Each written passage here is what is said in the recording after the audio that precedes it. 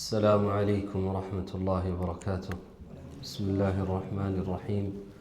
الحمد لله رب العالمين، والصلاة والسلام على أشرف الأنبياء والمرسلين نبينا محمد وعلى آله وأصحابه أجمعين ومن تبعهم بإحسان إلى يوم الدين. الله سبحانه وتعالى সমস্ত প্রশংসা এবং সালাত ও সালাম নাজিল হোক প্রিয় নবী মুহাম্মদ সাল্লাল্লাহু আলাইহি ওয়াসাল্লামের উপর। আজকে আল্লাহুম্মা লাকাল হামদ আমাদের মাঝে আমার আব্বা শেখ ফজিলাতুল শেখ মুতিউর রহমান মাদানী হাফিজাহুল্লাহ তাআলা আমাদের মাঝে আছেন এবং আমাদের মাঝে ইনশাআল্লাহ তাআলা কিছু আলোচনা হবে, যেটা হচ্ছে অত্যন্ত ইম্পর্টেন্ট এবং গুরুত্বপূর্ণ বিষয়। সেটা হচ্ছে কি আমাদের উসুলুল ঈমান, যেটা ঈমানের মৌলিক বিষয় এবং ঈমানের ফাউন্ডেশন। আর এটাই হচ্ছে মানুষ নাজাত পাবে এই ঈমান যদি তার সঠিক থাকে, এই মৌলিক বিষয়গুলো যদি তার সঠিক থাকে সে নাজাত পাবে, সে কল্যাণ হতে পারবে দুনিয়া এবং আখেরাতে। আর সেই বিষয়ে ইনশাআল্লাহ তাআলা উনি কিছু আলোচনা করবেন, আর সেটা কিতাব থেকে, সেটা শেখ ফজিলাতুল শেখ আল-আল্লামা মুহাম্মদ বিন সালেহ আল-উসাইমিন রাহিমাহুল্লাহ তাআলা ওনার বুক আছে উসুলুল ঈমান, সেই বুক থেকে উনি এটা কিছু আলোচনা করবেন সংক্ষিপ্তভাবে ইনশাআল্লাহ তাআলা। এবং তারপরে আমাদের ইনশাআল্লাহ কোয়েশ্চেন আনসার হবে ইনশাআল্লাহ তাআলা, এবং তারপরে খাবার দাবার থাকবে ইনশাআল্লাহ। এবং আপনারা সবাই আশা করি লিখিত প্রশ্ন দিবেন, ইনশাআল্লাহ সেটা আনসার হবে। এবং যেগুলো কোয়েশ্চেনে আপনাদের ফায়দা হবে, উম্মতের ফায়দা হবে, সেটাতে কোয়েশ্চেন করবেন যেটাতে ফায়দা আছে, বেনিফিট আছে।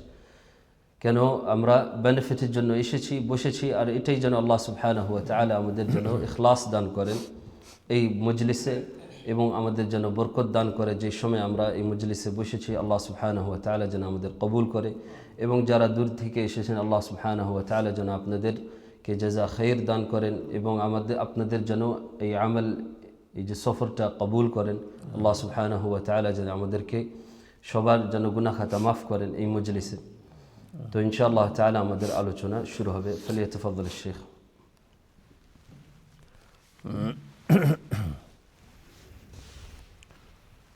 السلام عليكم ورحمة الله وبركاته. إن الحمد لله نحمده ونستعينه ونستغفره ونعوذ بالله من شرور أنفسنا ومن سيئات أعمالنا. من يهده الله فلا مضل له ومن يضلل فلا هادي له. وأشهد أن لا إله إلا الله وحده لا شريك له وأشهد أن محمدا عبده ورسوله صلى الله تعالى عليه وعلى آله وصحبه وسلم تسليما كثيرا. أما بعد، أعوذ بالله من الشيطان الرجيم. وما أمروا إلا ليعبدوا الله مخلصين له الدين حنفاء ويقيموا الصلاة ويؤتوا الزكاة وذلك دين القيمة. সম্মানিত মসজিদুত তাওহীদের আজকের এই মোবারক মজলিসের উপস্থিতি, আল্লাহ রাব্বুল আলামিনের প্রশংসা এবং প্রিয় নবী সাল্লাল্লাহু আলাইহি সাল্লামের উপর অসংখ্য সালাত এবং সালাম পেশ করার পরে যা সুন্নতি খুতবাই শুনলেন, আপনাদেরকে আন্তরিক মোবারকবাদ জানাই। আহলান ও সাহলান, মারহাবান বেকুম এই মসজিদে। আল্লাহ রাব্বুল আলামিন যেন আপনাদের এই পদার্পণকে, আগমনকে আল্লাহ রাব্বুল আলামিন দুনিয়া এবং আখেরাতের কল্যাণের ওসিলা বানিয়ে দেন, এবং রাব্বুল আলামিন যেই নেক উদ্দেশ্যে এসেছেন আল্লাহ রাব্বুল আলামিন এই উদ্দেশ্যে যেন সফল করেন। আজকে অত্যন্ত খুশির বিষয় যে মসজিদুত তাওহীদ প্রথমবার নয়, আলহামদুলিল্লাহ এর পূর্বে কয়েকবার আসা হয়েছে, আর প্রতিবার কয়েকটি করে মাহফিল, অনুষ্ঠান, বিভিন্ন রকম বিষয়ভিত্তিক আলোচনা করা হয়েছে এবং কোর্সগুলিও করা হয়েছে। আজকে আল্লাহ রাব্বুল আলামিন আবার এই সোমবার এই মোবারক সময় আসর সালাতের পরে আল্লাহ রাব্বুল আলামিন যে আমাদেরকে এখানে 20 জুলাই 2026 উপস্থিত হওয়ার তৌফিক দান করেছেন, আল্লাহ রাব্বুল আলামিন শুকরিয়া আদায় করি আলহামদুলিল্লাহ। রব্বুল আলামিনের কাছে দোয়া করি আল্লাহ রাব্বুল আলামিন যেন আমার আগমনকে কবুল করেন, আপনাদের এখানে উপস্থিতিকে আল্লাহ কবুল করেন এবং আমাদেরকে আল্লাহ রাব্বুল তার রহমত দিয়ে ঢেকে নেন। বিষয়বস্তু সম্পর্কে যা শুনলেন তা হচ্ছে ইমাম আল্লামা শেখ ইবনে উসাইমিন রহমতুল্লাহ আলাইহ তার একটি ছোট্ট পুস্তক, আকারের দিক থেকে কিন্তু বিষয়বস্তুর দিক থেকে অত্যন্ত গুরুত্বপূর্ণ। সেটি হচ্ছে উসুলুল ঈমান, ঈমানের মৌলিক বিষয়। সামনে কিতাব রয়েছে, প্রায় 60 পৃষ্ঠার বেশি হবে। আর আমাদের আলোচনার সময় 1 ঘন্টা থেকে 1.25 ঘন্টা 1.5 ঘন্টার মধ্যে আমাদের সব কিছুই ইনশাআল্লাহ তাআলা শেষ করার চেষ্টা করব। সুতরাং এই গুরুত্বপূর্ণ বিষয়ের সব দিক হয়তো তুলে ধরতে পারবো না, কিন্তু শুরু থেকে শেষ পর্যন্ত তিনি যা বলেছেন তার মুদ্রা কথা, সার কথা আপনাদের সামনে ইনশাআল্লাহ তাআলা আমি পেশ করার চেষ্টা করব। আশা করি উপকৃত হবেন। যদি জানা থাকে, আর আলহামদুলিল্লাহ বেশিরভাগ বিষয়গুলি জানাই রয়েছে, মৌলিক বিষয় যেহেতু জানা থাকে আমাদের, তো সেটা স্মরণ করানো হবে, আল্লাহ রাব্বুল আলামিনের নির্দেশ পালন করা হবে। ওয়াজাক্কির ফাইন্না যিকরা তানফাউল মুমিনিন, স্মরণ করিয়ে দাও, স্মরণ করালে মুমিনদের কাজে আসে, ফায়দা হয়, অবশ্যই ফায়দা রয়েছে। এমনকি আমরাও একটি বিষয় যে কতবার লেখাপড়া করি, কিন্তু প্রতিবারে নতুন নতুন দিগন্ত যেন সামনে ভেসে আসে, নতুন নতুন দিক সম্পর্কে গভীরভাবে চিন্তা করার সুযোগ আসে, যেটি একবারে হয় না, বহুবার। এই জন্য উলামায়ে কেরাম, আইম্মায়ে কেরাম বলেছেন যে কোন একটি বই বারবার পড়তে হয়। এই বইটা আমি পড়েছি, কিন্তু আজকে আপনাদের সামনে যে এই আলোচনা পেশ করব তার জন্য যেভাবে পড়েছি একটু গভীরভাবে, সেটা এর আগে পড়িনি। আর এই বিষয়গুলি অন্য অন্য কিতাবাদিতে ছোট থেকে বড় বহু কিতাবে ছড়িয়ে ছিটিয়ে আছে, সারা জীবনে বহুবার পড়া হয়েছে, বহুবার আলোচনা করা হয়েছে, কারণ ঈমানের ফাউন্ডেশনের বিষয়। কিন্তু আজকে ইনশাআল্লাহ তাআলা আমি সংক্ষেপে ইঙ্গিতে হলেও বিষয়গুলির দিকে আপনাদেরকে দৃষ্টি আকর্ষণ করব এবং সেগুলি আবার আপনাদেরকে পড়তে বলবো। যে আমার এই আলোচনা শোনায় যথেষ্ট নয়, বরং আপনারা এই বিষয়টি, এই বইটি নিশ্চয়ই অনুবাদ হয়েছে, বিভিন্ন ভাষায় অনুবাদ হয়েছে, সম্ভবত ইংলিশেও হতে পারে, আর বাংলায় আছে, এটা জানা আছে আমার। তো বারবার পড়বেন, এটা মনে করবেন না যে এগুলো তো কমন বিষয়, সাধারণ বিষয় না। যত বেশি আপনার জ্ঞান বৃদ্ধি পাবে, তত বেশি আপনার ঈমান শক্তিশালী হবে। যত বেশি ঈমান শক্তিশালী হবে, তত বেশি আমলের কোয়ালিটি সুন্দর হবে। আর যত বেশি আপনি আমল বাস্তব জীবনে করবেন, তত বেশি আপনি চাইবেন যে অন্যরা এইরকম আমল করুক, সুতরাং দাওয়ার ময়দানে আপনার ভূমিকা থাকবে। আশা করি আমার কথাগুলি বুঝেছেন। সূরাতুল আসরে আল্লাহ রাব্বুল আলামিন যে স্তরগুলি বলেছেন মুক্তির জন্য, লাভবান হওয়ার জন্য, ক্ষতি থেকে রক্ষা পাওয়ার জন্য, সেগুলি হচ্ছে আমাদের ফরজ কাজ। বিশ্বাস করে নিয়ে মেনে নেওয়া, যাকে ঈমান বলা হয়। ঈমান সম্পর্কে যদি জিজ্ঞাসা করে অধিকাংশ মানুষকে, আমাদের দেশের মানুষরা ভুল বলে, ঈমানের অসম্পূর্ণ অর্থ বলে। ঈমান মানে বিশ্বাস করা। বহু অমুসলিম নবী সাল্লাল্লাহু আলাইহি ওয়াসাল্লামের জামানাতেও ছিল, আর প্রতিটি যুগে ছিল, এখনও আছে, থাকবে, যারা ইসলামের সত্যতা বিশ্বাস করে কিন্তু মেনে নেয় না, সাদরে সেটা গ্রহণ করেন না, তাদেরকে মুসলিম বলবেন। নবী সাল্লাল্লাহু আলাইহি ওয়াসাল্লামের চাচা আবু তালিব, যারা সত্যকে জানার পর অহংকারের কারণে অথবা গোঁড়ামির কারণে সত্যকে অমান্য করে, অস্বীকার করে, তা তো বিশ্বাস করে। তো বিশ্বাস করার নাম শুধু ঈমান নয়, বরং বিশ্বাস করে নিয়ে, বিশ্বাস ছাড়া কিন্তু হয় না, বিশ্বাস করে নিয়ে সেটা মেনে নেওয়া, সাদরে গ্রহণ করা, আনুগত্য করা। আমাদের বিষয়ে দুটো শব্দ রয়েছে, সেজন্য এই কথাটি বললাম। উসুলুল ঈমান, ঈমান, ঈমানের ব্যাখ্যা শুনলেন, বিশ্বাস করে মেনে নেওয়া। উসুল শব্দটি বহু বচন, আসল, যাকে আমরা আসল বলি। আসল শব্দটি কিন্তু আমাদের বাংলায় ব্যবহার হয়, আসল, নকল, এটা হচ্ছে আসল কথা, তাই না? তো এই আসল শব্দ নিয়ে বিস্তারিত ভাষাবিদরা আলোচনা করেছেন। তারপরে উসুল ফিকহেতে এটি বিস্তারিত আলোচনার বিষয় রয়েছে, সেগুলি আলোচনা করলে সেখানে আমরা থেকে যাব। সংক্ষেপে উসুল বা তার এক বচন হচ্ছে আসল। এই আসলের অর্থ কী? আসলের অর্থ হচ্ছে আসাস, ফাউন্ডেশন, ভিত্তি, যার ওপর কোনো কিছু স্থাপিত হয়। তাহলে ঈমানের এমন একটি গুরুত্বপূর্ণ বিষয় যার ওপর আপনার জীবনের, আপনার ইসলামের, আল্লাহ রাব্বুল আলমিনের নাজিলকৃত দ্বীনের বিভিন্ন বিধিবিধান, হালাল হারাম, জায়েজ না জায়েজ, আকিদার বিষয়, ইবাদত বন্দেগীর বিষয়, আখলাক চরিত্রের বিষয়, লেনদেনের বিষয়, সবগুলি এর ওপর আপনি স্থাপিত করবেন। মূল হচ্ছে এই যে উসুলুল ঈমান। এই উসুল শব্দটি বা আসল শব্দটি কোরআনে কারিমে দুই জায়গায় উল্লিখিত হয়েছে। এক জায়গায় এক বচন, আরেক জায়গায় বহু বচন।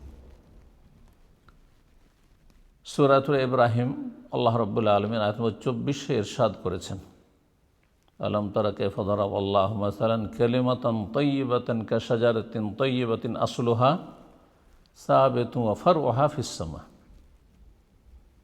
কালিমা তাইয়্যিবার কথা আল্লাহ রাব্বুল আলামিন বর্ণনা করতে গিয়ে বলছেন আসলুহা সাবিত। এই যে আসল শব্দটি এসেছে, যার মূল, জন্য গাছের শেকড়, জড়কে আসলুস শাজারা বলা হয়। এখানে সে অর্থ হয়েছে যেই গাছের মূল, শেকড়, জমিনে শক্ত হয়ে স্থাপিত হয়ে রয়েছে, শক্ত হয়ে স্থাপিত আছে বা শক্ত হয়ে বসে আছে।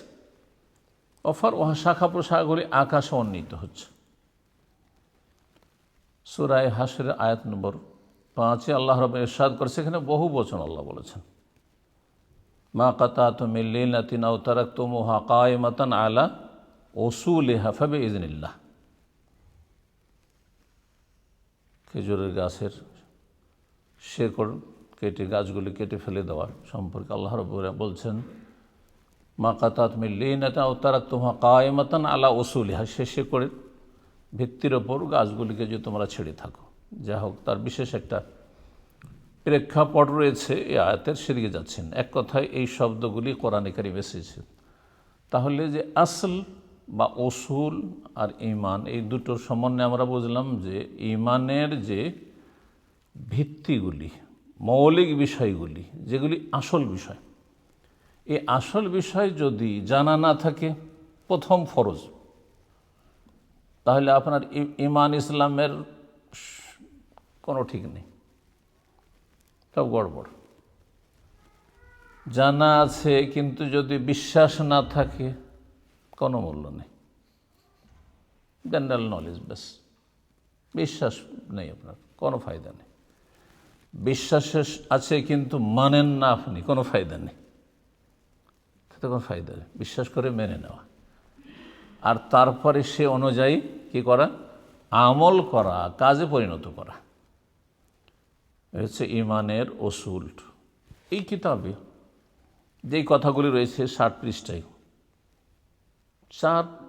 চারটি ভাগে ভাগ করা যেতে হবে। প্রথম যে বিষয়টি আলোচনা করেছেন লেখক রাহিমাহুল্লাহ তাআলা, তা হচ্ছে তৌহিদ সম্পর্কে। তৌহিদ আলোচনা করেছেন, কারণ তৌহিদ হচ্ছে সবচেয়ে গুরুত্বপূর্ণ বিষয় ঈমান ইসলামের, দ্বীনের বা মানব জীবনে। আল্লাহর একত্ব, সবচেয়ে বড় কাজ, সবচেয়ে গুরুত্বপূর্ণ কাজ, সর্বপ্রথম কাজ। এর ভিত্তিতেই মানুষ দুই ভাগে বিভক্ত হয়েছে, বিশ্বাসী আর অবিশ্বাসী, মুমিন কাফের, সৎ অসৎ। আর এই তৌহিদের জন্য আল্লাহ রাব্বুল আসমান জমিন সমস্ত সৃষ্টিগুলো সৃষ্টি করেছেন এবং এই জমিনকে আবাদ করেছেন আল্লাহ রাব্বুল মানুষকে দিয়ে, জিনকে দিয়ে। ওমা খালাকতুল জিন্না ওয়াল ইনসা ইল্লা লিয়াবুদুন, মানে লিওয়াহিদুন, তৌহিদ জন্য। তৌহিদ হচ্ছে ইসলামের প্রথম দাওয়াত। আপনি নিজেকে প্রথম তৌহিদের দিকে নিয়ে আসবেন। তৌহিদ ছাড়া অন্য আমল করে কোনো লাভ নেই। তৌহিদ যদি না থাকে, এবাদত বন্দেগী তো তার নাম এবাদত নয়, শিরক। যেমন ওযু, সবচেয়ে সুন্দর করে ওযু করেছেন, গোসল করে এসেছেন, কিন্তু আপনার বায়ু নিঃসরণ হয়েছে, তাহলে সেই ওযুর কোনো মূল্য নেই।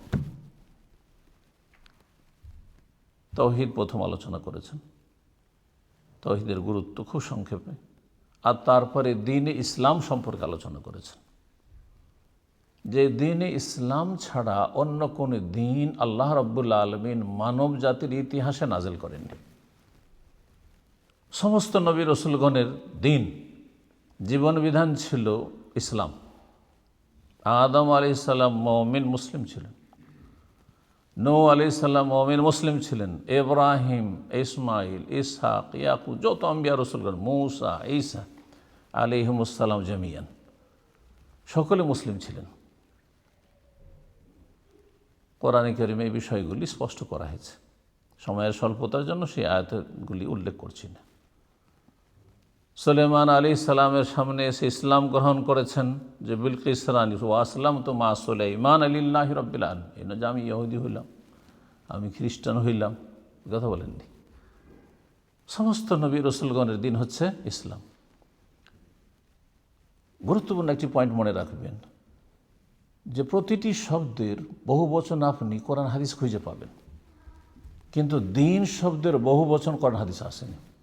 আদিয়ান শব্দ এটা মানুষের তৈরি করা শব্দ আরবি ভাষায়, কিন্তু কোরআন কোনো আয়াত দেখান যে দিনের বহুবচন আদিয়ান এসছে, আসে না করত।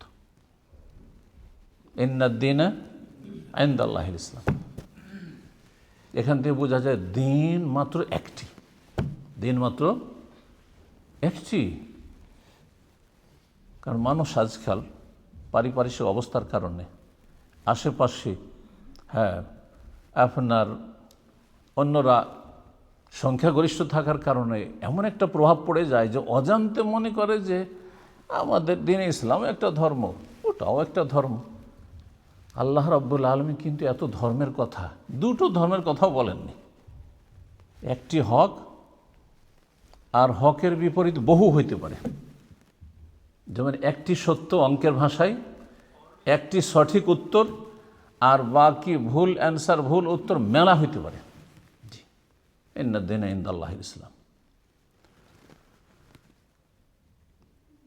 এবং তৃতীয় যে বিষয়টি, সেটা এই দ্বীন ইসলামের সাথে সম্পর্কিত আরকানুল ইসলাম উল্লেখ করেছেন সংক্ষেপে। আরকানুল ইসলাম, ইসলামের স্তম্ভ কয়টি? খুব সহজ কথা, কয়টি? 7টি আর 6টি বললেন, ইসলাম বলছি 5টি। জি, 5টি উল্লেখ করেছেন। আর তারপরে বিস্তারিত উল্লেখ করেছেন বা আলোচনা করেছেন আরকানুল ঈমান, যে উসুলুল ঈমান, ঈমানের ফাউন্ডেশন, ঈমানের স্তম্ভ কয়টি? 6টি বিস্তারিত উল্লেখ করেছেন। এবং এই যে ঈমান, এই যে 6টি বিষয়ের প্রতি ঈমান, এই ঈমানের এক একটি ঈমানের ধরনটা কেমন হবে, সেই ক্ষেত্রে আপনার স্টেপগুলি কেমন হবে, কোন কোন দিকগুলি আপনাকে বিশ্বাস করতে হবে, তাহলে আপনার ঈমান কমপ্লিট হবে।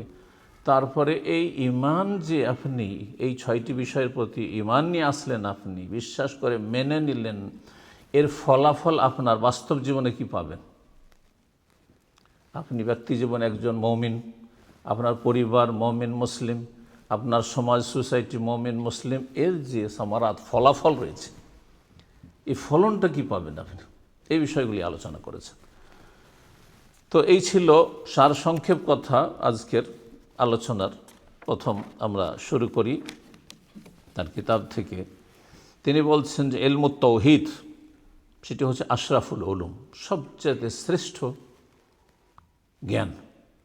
যত জ্ঞান রয়েছে, যত নলেজ রয়েছে, তার মধ্যে সবচাইতে শ্রেষ্ঠ উৎকৃষ্ট ইলম বিদ্যা হচ্ছে এই আল্লাহর একত্ব সম্পর্কে জ্ঞান অর্জন করা। যে আল্লাহকে চিনল না, বাকি সারা বিশ্বকে চেনে কোনো লাভ নেই। দুনিয়ার অনেক শিক্ষিত হয়েছে, কিন্তু এত জ্ঞানী মানুষ অসহায় হয়ে একটা পাথরের সামনে মাথা নত করে দিচ্ছে, হ্যাঁ, গাছের সামনে মাথা নত করে দিচ্ছে, এটা গাভীর সামনে, গরুর সামনে মাথা নত করে দিচ্ছে, আর কত কি করছে। কিন্তু তৌহিদের জ্ঞান থাকলে এমনটা হবে না। তৌহিদ সম্পর্কে বলছে ওয়াজাল্লুহা কাদরান, এর মর্যাদা সবচেয়ে বেশি, হ্যাঁ, উচ্চ, এবং ওয়া আউজাবাহা মাতলাবান, এটি সবচেয়ে গুরুত্বপূর্ণ এর জ্ঞান অর্জন করা। কেন? লিআন্নাহু আল ইলমু বিল্লাহি তাআলা ওয়া আসমাইহি ওয়া সিফাতিহি ওয়া হুকুকিহি আলা ইবাদিহি। কারণ তৌহিদের জ্ঞান অর্জন করা হচ্ছে মহান আল্লাহ তাআলা সম্পর্কে জ্ঞান অর্জন করা, তার নাম সমূহ সম্পর্কে জ্ঞান অর্জন করা, তার গুণাবলী সম্পর্কে জ্ঞান অর্জন করা, এবং তার আল্লাহর যে হক রয়েছে আমাদের ওপর, বান্দার ওপর, এই সম্পর্কে জ্ঞান অর্জন করা। তৌহিদ যদি বিস্তারিত, তৌহিদ মানে আল্লাহ এক শুধু না, সেটা আপনার প্রথম কথা হচ্ছে আল্লাহু আহাদ, সূরাতুল ইখলাস। কিন্তু আল্লাহ এক বলেই শুধু যথেষ্ট নয়, আল্লাহর একত্ব, আল্লাহর সার্বিক ক্ষেত্রে, নাম গুণাবলীর ক্ষেত্রে, কাজের ক্ষেত্রে, ইবাদত বন্দেগীর ক্ষেত্রে। জি, এবং এই তৌহিদ হচ্ছে আল্লাহ পাক রব্বুল আলামিনের কাছে পৌঁছার একমাত্র পথ। আল্লাহর একত্ব ছাড়া, লা ইলাহা ইল্লাল্লাহ ছাড়া আপনি যতই ভালো কাজ করেন না কেন, আল্লাহর দিকে কাছে যেতে পারে, আরও দূরে হয়ে যাবেন আপনি। এটি হচ্ছে বুনিয়াদি বিষয়। এই জন্য সমস্ত নবী রসুলগণের দাওয়াতের মুখ্য বিষয় ছিল, আসল বিষয় ছিল এক আল্লাহর ইবাদত করা, তার সাথে কোনো কিছুকে শরীক করিও না। মহান আল্লাহ ইরশাদ করছেন সূরা আম্বিয়ার আয়াত নম্বর 25, ওমা আরসালনা মিন ক্বাবলিকা মির রাসূল ইল্লা নূহি ইলাইহি আন্নাহু লা ইলাহা ইল্লা আনা ফা'বুদুন। আমি যে কোনো রসুলকে পাঠিয়েছি, হে নবী তোমার পূর্বে, ইল্লা নূহি ইলাইহি, তাদের প্রত্যেককে ওহী করেছি, আসমানি নির্দেশ, আসমানি সিলেবাস কি, আন্নাহু লা ইলাহা ইল্লা আনা, আমি আল্লাহ ছাড়া আর কোনো সত্য মাবুদ নেই, উপাস্য নেই, ফা'বুদুন, সুতরাং আমারই ইবাদত করো, আমারও ইবাদত করো। আল্লাহ রাব্বুল আলামিনের সাক্ষী হচ্ছে সবচেয়ে বড় সাক্ষী। স্বয়ং রাব্বুল আলামিন সাক্ষী দিচ্ছেন, শাহেদ আল্লাহ, এই তৌহিদের, আল্লাহর একত্বের। আল্লাহ স্বয়ং সাক্ষী দিচ্ছেন আন্নাহু লা ইলাহা ইল্লাহু, তিনি ছাড়া কেউ সত্য মাবুদ নেই। এই কালেমাতে এবার সাক্ষ্য প্রদান সমস্ত সৃষ্টির পূর্বে স্রষ্টা রাব্বুল আলামিন স্বয়ং দিচ্ছেন। ওয়াল মালায়েকা, তারপরে সমস্ত মালায়েক ফেরেশতা তারা সাক্ষ্য প্রদান করছেন। ওয়া উলুল ইলম, আর যারাই যুগে যুগে জ্ঞানী গুণী মানুষ থেকেছে। এবং সবচাইতে মূল্যবান জ্ঞান হচ্ছে ওহির জ্ঞান, আর ওহির জ্ঞান নবী রসুলের কাছে এসেছে। সমস্ত নবী রসুলগণ এবং তাদের যারা অনুসারী, তাদের ইলম যারা হাসিল করেছে, জ্ঞানী গুণীগণ যুগে যুগে, আম্বিয়া রসুলগণের সাথী সঙ্গীগণ এবং তাদের আদর্শের অনুসারীগণ, ও উলুল ইলম, জ্ঞানীরা, ও কাইমান বিল কিসত, এই ন্যায় সত্যের ওপর, হকের ওপর প্রতিষ্ঠিত থেকে তারা সাক্ষ্য প্রদান করেছেন, লা ইলাহা ইল্লা হুয়াল আজিজুল হাকিম, তিনি ছাড়া কোনো সত্য মাবুদ নেই, যিনি আজিজ, মহাপরাক্রান্ত, তাকে কেউ হারাতে পারে না, কোনো শক্তি হারাতে পারে না। আল হাকিম, এবং তিনি যা কিছুই আদেশ নিষেধ করেছেন, সৃষ্টি করেছেন, এবং যা কিছু তার নাজিলকৃত বিধিবিধান রয়েছে, সবগুলিতে হেকমা রয়েছে, তত্ত্ব রয়েছে, প্রজ্ঞা রয়েছে। দিন ইসলাম হচ্ছে বৈজ্ঞানভিত্তিক দিন, বিজ্ঞানভিত্তিক দিন। দিন ইসলাম বাস্তব পরিপন্থী নয়। দিন ইসলাম মানুষের জন্য কঠিন না, খুব সহজ। এখন আলোচনা দিনে ইসলামের দিকে আসি, যেটি দ্বিতীয় বিষয় আমি সংক্ষেপে আলোচনায় বলেছি। প্রথমে বলছেন দিন ইসলাম সম্পর্কে ইমাম শাইখুল হুসাইন রাহমাতুল্লাহ আলাইহি বলছেন, সেই দিন, যে দিন নিয়ে আল্লাহ রাব্বুল মানে দিন ইসলাম মানে সর্বশেষ ফাইনাল এডিশন, যার মাধ্যমে দিন ইসলামকে আল্লাহ পূর্ণতা দান করেছেন। নাহলে দিন ইসলাম তো যখন থেকে মানব জাতিকে আল্লাহ সৃষ্টি তখন থেকে দিন ইসলাম, আল্লাহর মনোনীত দিন হচ্ছে ইসলাম।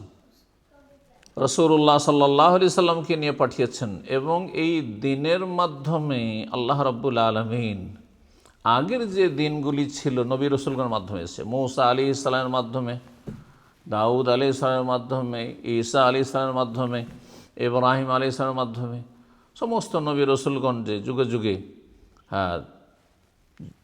সেই যুগের জন্য যেমনটা উপযোগী ছিল, আল্লাহ রাব্বুল যেটা মানুষের জন্য, বান্দার জন্য উপকারী মনে করেছেন, ততটা বিধিবিধান দিয়েছেন। সর্বশেষ দিন যা 1400 বছর আগে আল্লাহ রাব্বুল আলামিন পূর্ণ করেছেন, কমপ্লিট করেছেন, কিয়ামত পর্যন্ত যত রকমের মানুষের সমস্যা, মানুষের প্রয়োজন, মানুষের উন্নতি, মানুষের অবস্থার যা কিছুই পরিবর্তন হোক না কেন, সব যুগের জন্য, সর্বস্থানের জন্য, সর্ব অবস্থার জন্য এই দিন ইসলাম উপযোগী, যথেষ্ট। এই নয় যে কোনো একটা সময় এসে বলবে যে আজকাল সায়েন্স টেকনোলজি দুনিয়া এত এগিয়ে গেছে যে আর দিন ইসলাম আমাদের সমাধান দিতে পারছে না। সেই সমাধান স্পষ্ট থাকতে পারে, আবার অস্পষ্ট থাকতে পারে, যেটা আপনাকে আমাকে জানানোর জন্য যুগে যুগে আল্লাহ রাব্বুল বিজ্ঞ আলেমদেরকে সৃষ্টি করেছেন এবং করেন। ওমা ইয়ালামু তাউইলাহু ইল্লাল্লাহু ওয়ার-রাসিখুনা ফিল ইলম ইয়াকুলুন রাব্বানা আমান্না বিহি কুল্লুম মিন ইনদি রাব্বিনা। সূরা আলে ইমরানে এই বিষয়ে আল্লাহ রাব্বুল বলেছেন যে যুগে যুগে উলামায়ে কেরাম থাকবেন, যাদের মাধ্যমে মানব জাতির সমস্যার সমাধান অবশ্যই পাবে। দিন ইসলাম আল্লাহ রাব্বুল আলামিন নবী সাল্লাল্লাহু আলাইহি ওয়াসাল্লামের মাধ্যমে কমপ্লিট করেছেন এবং সূরা মায়েদার আয়াত নম্বর 3 আল্লাহ ইরশাদ করেন, আল-ইয়াওমা আকমালতু লাকুম দীনাকুম ওয়া আতমামতু আলাইকুম নি'মাতি ওয়া রাদিয়তু লাকুমুল ইসলামা দীনা। তারপরে আল্লাহ রাব্বুল আলামিন ইরশাদ করেছেন সূরা আল ইমরান আয়াত নম্বর 85-তে, ওয়া মান ইয়াবতাগি গায়রাল ইসলামি দীনান ফালা ইউকবালা মিনহু। ইসলাম ছাড়া কেউ যে অন্য কোনো দিন তলাশ করে, যে এটা একটা রাস্তা, ম্যানচেস্টারে আসো, এই দিক থেকেও আসতে পারি, ওই দিক থেকেও আসতে পারি, বেশ অনেকগুলি রাস্তা রয়েছে, যে কোনো একটা রাস্তায় ঢুকলে মসজিদে তাওহীদে পৌঁছে যাব। এই দুনিয়ার যুক্তিতে মুক্তি খুঁজলে কাজ হবে না। জান্নাতে পৌঁছার জন্য একটি রাস্তা রয়েছে, যার নাম হচ্ছে ইসলাম। যেই রাস্তা দিয়ে সমস্ত আম্বিয়া রসুলগণ জান্নাতে যাওয়ার জন্য সেই পথে থেকেছেন, সেই রাস্তার আপনাকে সেই পথের পথিক হইতে হবে। ওমা ইয়াবতাগি গায়রাল ইসলামের দিন, আর ইসলাম ছাড়া কেউ যদি অন্য কোনো জীবন বিধান দিন তলাশ করে, ফালা ইউকবালা মিনহু, কখনো আল্লাহ কবুল করবেন না। যখন আল্লাহ কবুল করলেন না, অথচ আপনি অন্য ধর্মকর্ম করলেন, তাহলে শেষ পরিণাম কী হবে? ওয়া ফিল আখিরাতি মিনাল খাসিরিন, পরকালে ক্ষতিগ্রস্তদের অন্তর্ভুক্ত, জাহান্নামে যেতে হবে। সেখানে দুটো জায়গা রয়েছে। পৃথিবীতে এত দেশের মতো জায়গা নেই যে যাক এই দেশে বসালো না ওই দেশে, ওইখানে না হইলে ওইখানে চলে গেলাম।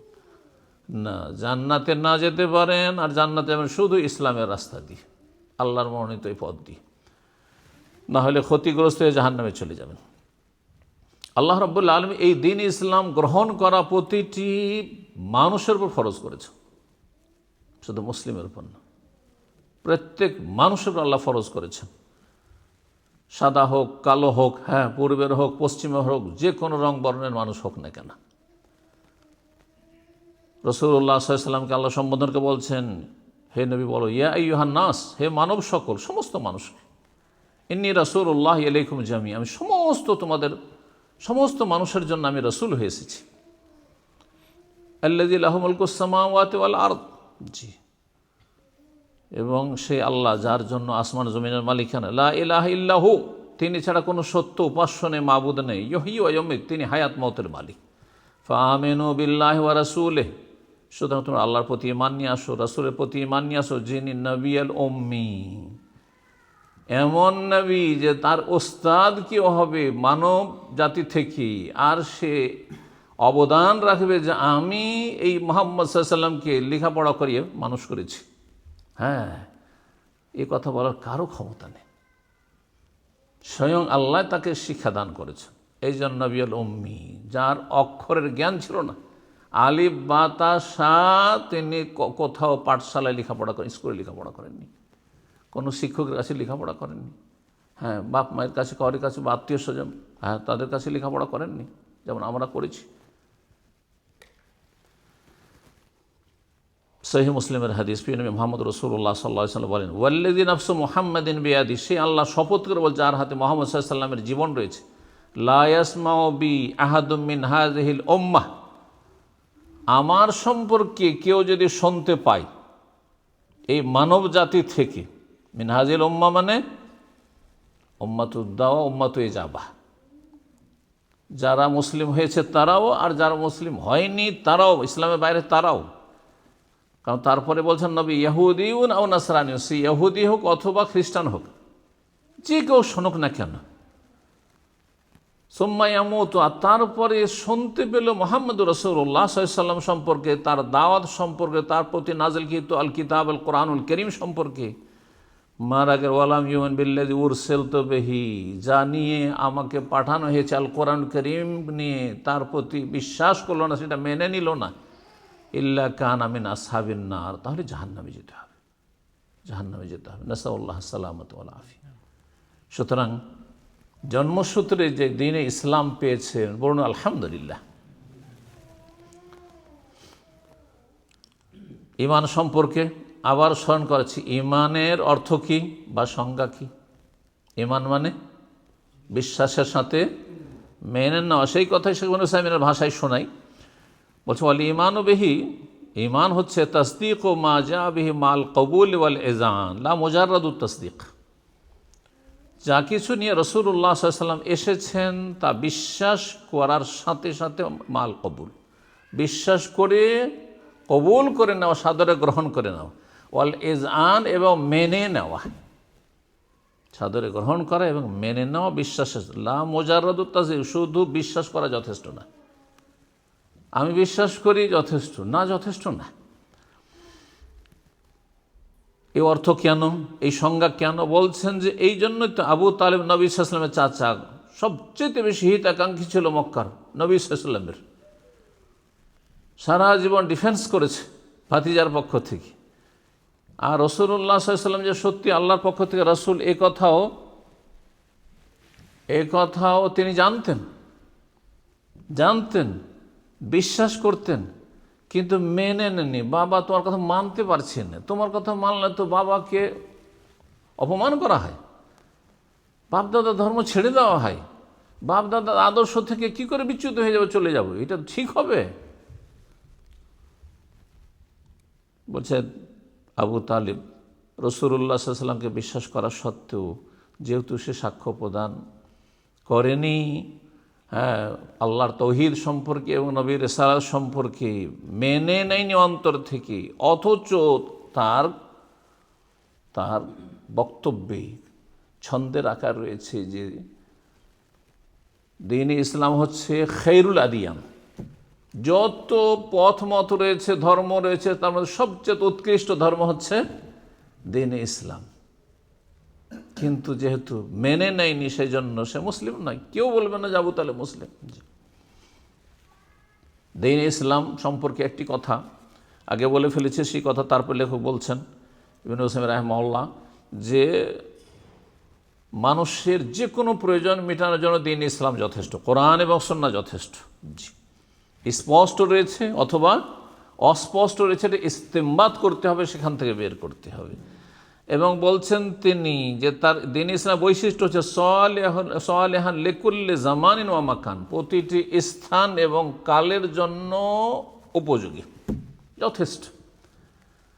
এবং প্রতিটি জাতির জন্য এই নয় যে এই জাতি এত উন্নত এদের জন্য চলে না, না, এই জাতি আপনার বন জঙ্গলে বসবাস করে তাদের জন্য চলবে না, না, প্রতিটি স্তরের মানুষের জন্য যথেষ্ট।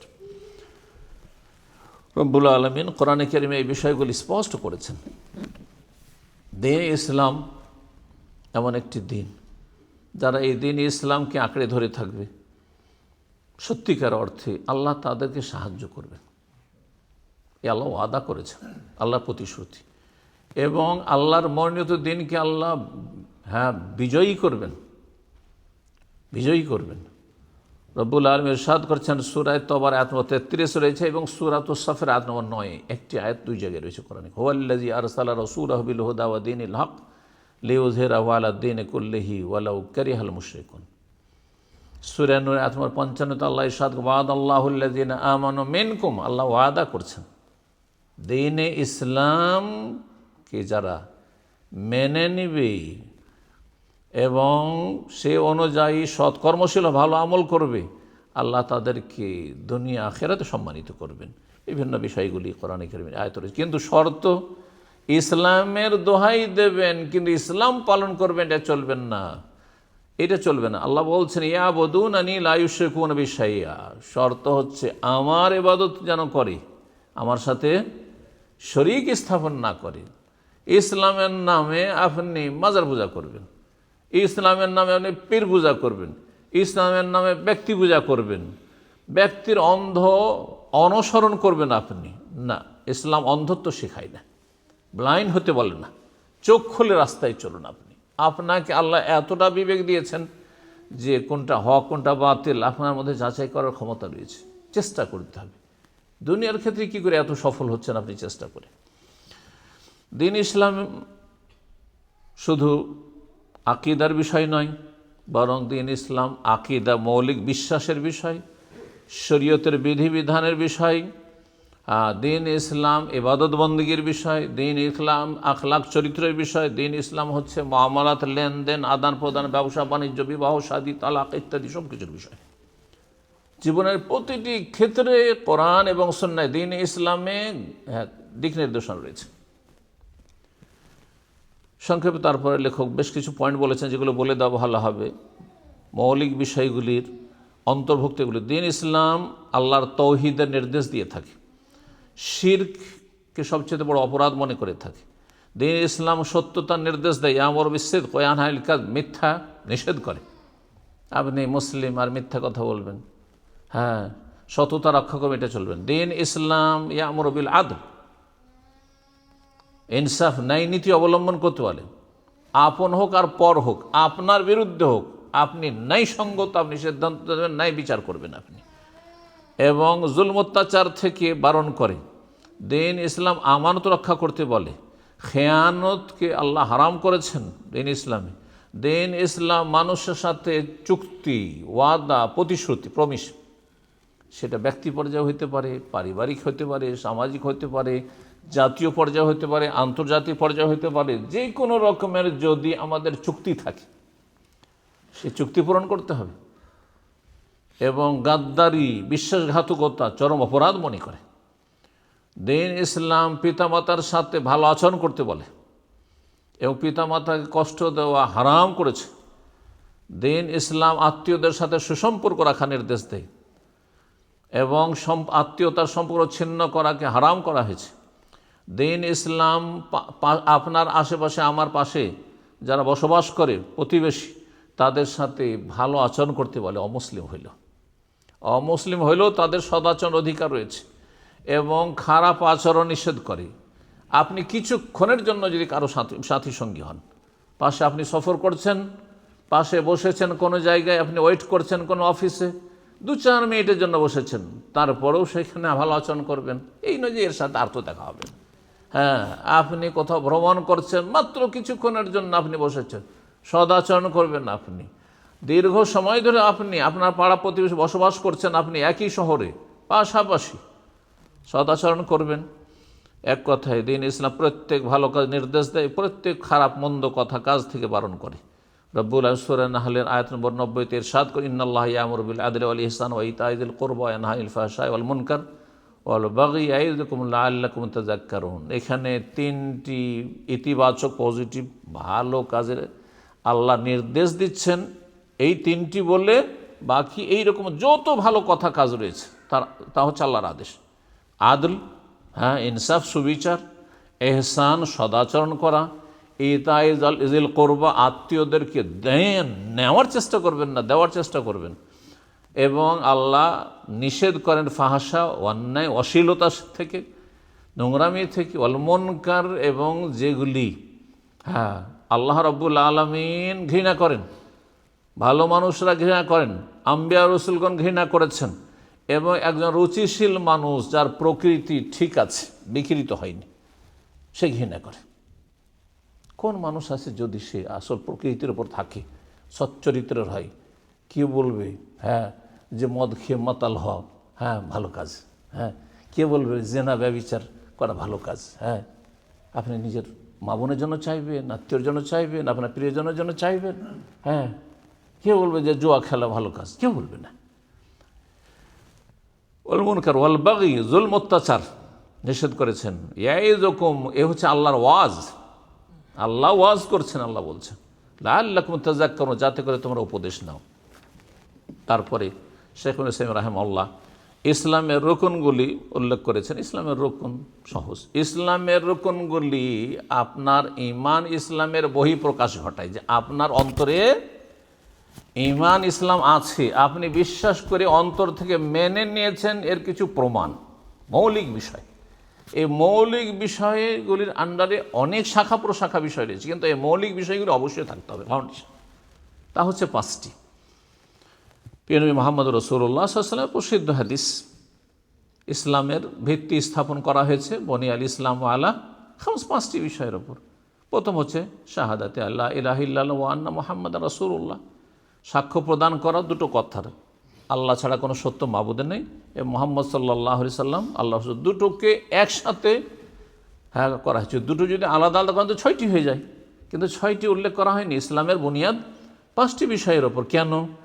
কারণ আল্লাহর একত্বের স্বাক্ষর মধ্যেই শামিল রয়েছে নবী করিম সাল্লাল্লাহু আলাইহি সাল্লামের রিসালাতের সাক্ষ্য। আল্লাহর একত্বের সাক্ষ্য যে দেবেন, এই জ্ঞান কোথা থেকে পেয়েছেন, কার মাধ্যমে পেয়েছেন? মুহাম্মদ রাসূলুল্লাহ সাল্লাল্লাহু আলাইহি ওয়াসাল্লাম। আল্লাহ তাআলা কোনো মানুষ সরাসরি কথা বলবেন না যে এইটা করতে হবে, এইটা করতে হবে না। একমাত্র মাধ্যম হচ্ছে রিসালাত, এবং শেষ রিসালাত হচ্ছে মুহাম্মদ রাসূলুল্লাহ সাল্লাল্লাহু আলাইহি সাল্লামের রিসালাত। জি, তো এই প্রথম বিষয়, এই সম্পর্কে বলছেন, এই কথাটি বলে দেওয়া ভালো হবে, কারণ এই বিষয়গুলি হচ্ছে সূক্ষ্ম বিষয়। বলছেন শেখুল ইসলাম, ওয়াইন্নামা জুইলাত হাযিহিশ শাহাদা রুকনান ওয়াহিদান মা তাআদ্দুদিল মাশহুদ বিহি। এখানে দুটো কথার সাক্ষ্য দিচ্ছেন, কিন্তু একসাথে কেন বর্ণনা করা হয়েছে লা ইলাহা ইল্লাল্লাহ এবং মুহাম্মদ রাসূলুল্লাহ সাক্ষ্য প্রদান, কি আশহাদু আল্লা ইলাহা ইল্লাল্লাহ ওয়া আশহাদু আন্না মুহাম্মাদার রাসূলুল্লাহ। কেন বলছেন? লিআন্না রাসূলা মুবাল্লিগুন আনিল্লাহি তাআলা, আল্লাহর পক্ষ থেকে আল্লাহর দিন পৌঁছানো দায়িত্ব কার? রাসূলুল্লাহ সাল্লাল্লাহু আলাইহি ওয়াসাল্লামের। ফাশহাদাতু লাহু বিল উবুদিয়্যতি ওয়া রিসা মিন তামামি শাহাদাতি লা ইলাহা ইল্লাল্লাহ। সুতরাং লা ইলাহা ইল্লাল্লাহর শাহাদাতের সাক্ষ্য প্রদানের পূর্ণতাই হচ্ছে যে নবী মুহাম্মদ সাল্লাল্লাহু আলাইহি ওয়াসাল্লাম আল্লাহর বান্দাও এবং রাসূল। আচ্ছা, বান্দা এবং রাসূল কেন, দুটো কথা কেন বলেন নবী সম্পর্কে? কোনদিন চিন্তা করেছেন?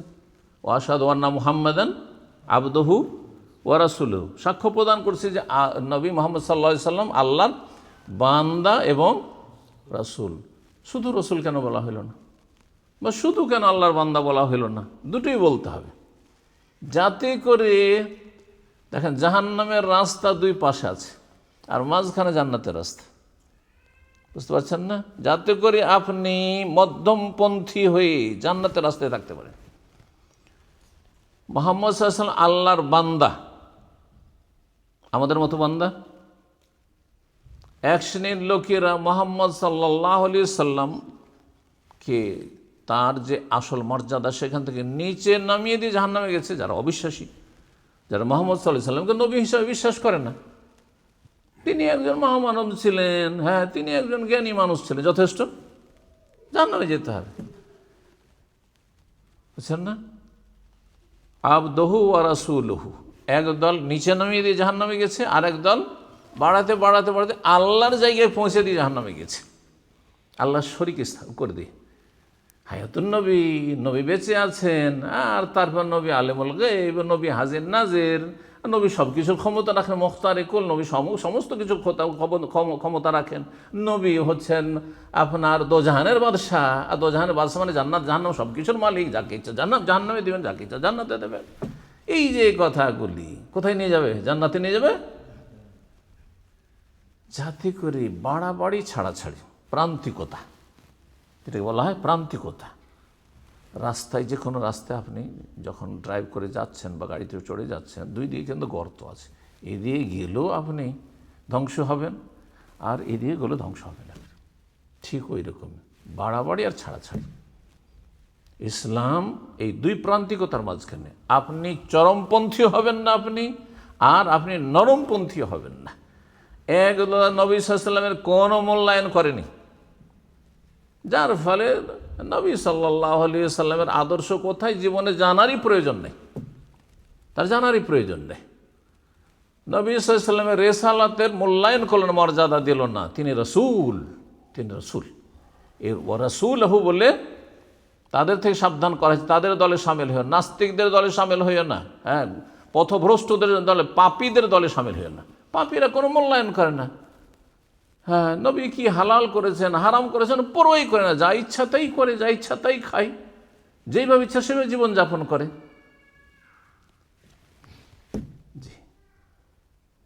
যারা মানহানি করেছে নবীকে না মেনে, তাদের দলে সামিল হবেন না।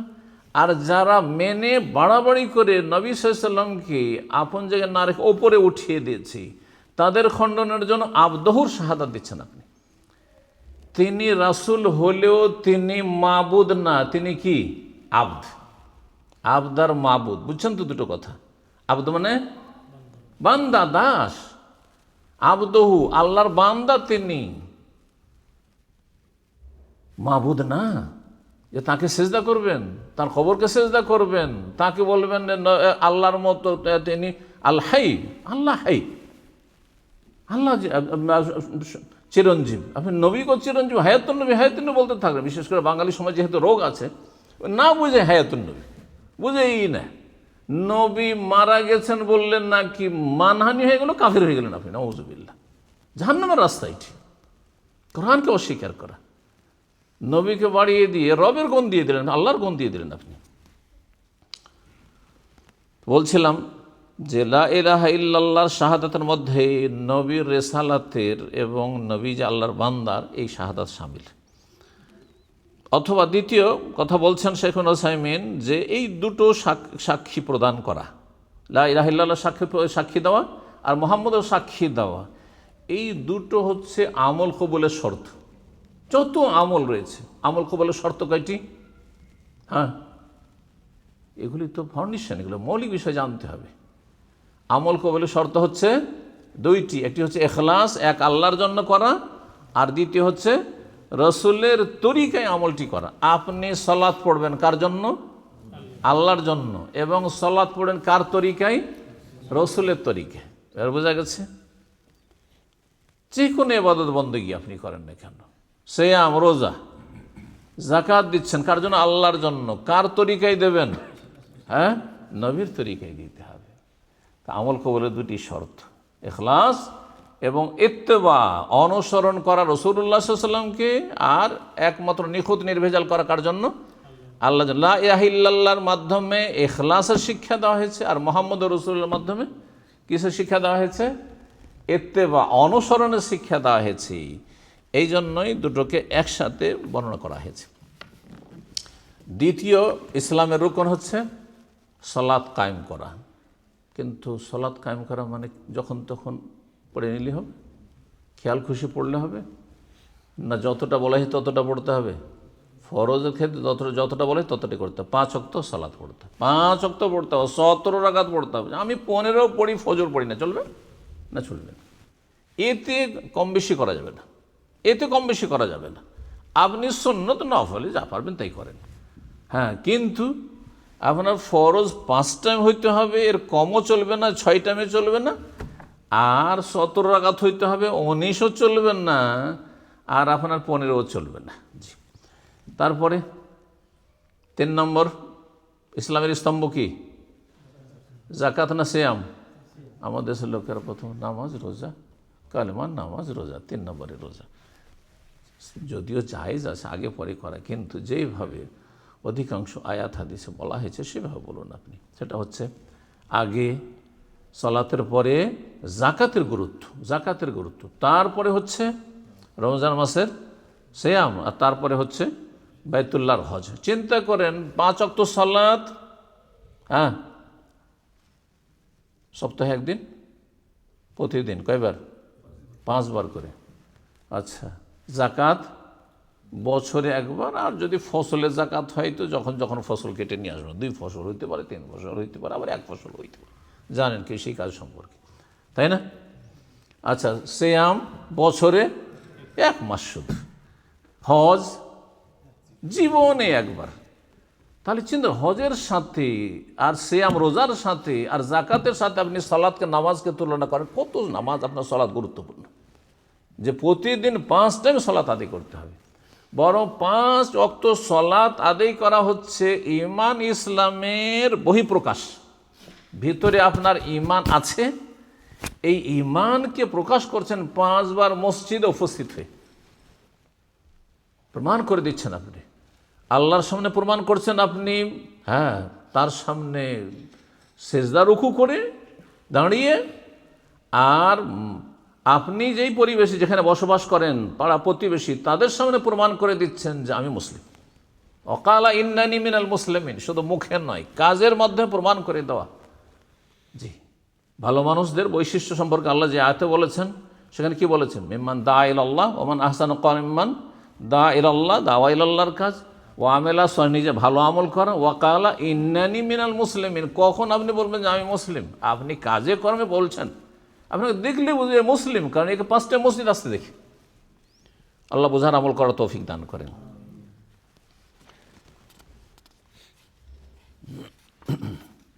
তারপরে সংক্ষেপে এগুলির ফলাফল বর্ণনা করেছেন, কথা লম্বা হয়ে যাচ্ছে, সেজন্য আর সেদিকে না গিয়ে এখন আমরা চলে আসি শেষ বিষয়টি, যেটি আসল খুব লম্বা বিষয় রয়েছে, আর যার সম্পর্ক ইমানের সাথে, তা হচ্ছে আরকানুল ইমান, ইমানের ফাউন্ডেশন বা স্তম্ভ। কয়টি বললাম? 6টি। ইমানের স্তম্ভ হচ্ছে 6টি। হ্যাঁ, ইমান বিল্লাহ ওয়াল মালাইকা, হ্যাঁ, আমানতু বিল্লাহি ওয়া মালাইকাতিহি ওয়া কুতুবিহি ওয়া রুসুলিহি ওয়াল ইয়াউমিল আখিরি ওয়াল কদরি খাইরিহি ওয়া শাররিহি। ব্যাস। আবার ওই দেশে যে ইমানে মুফাসাল মুজমাল মুখস্থ করানো হয়েছে না, ওগুলো যদি মুখস্থ, মুরব্বীরা আছেন যেহেতু অধিকাংশ, হ্যাঁ, তো এটা রিমুভ করে দেন। কেন?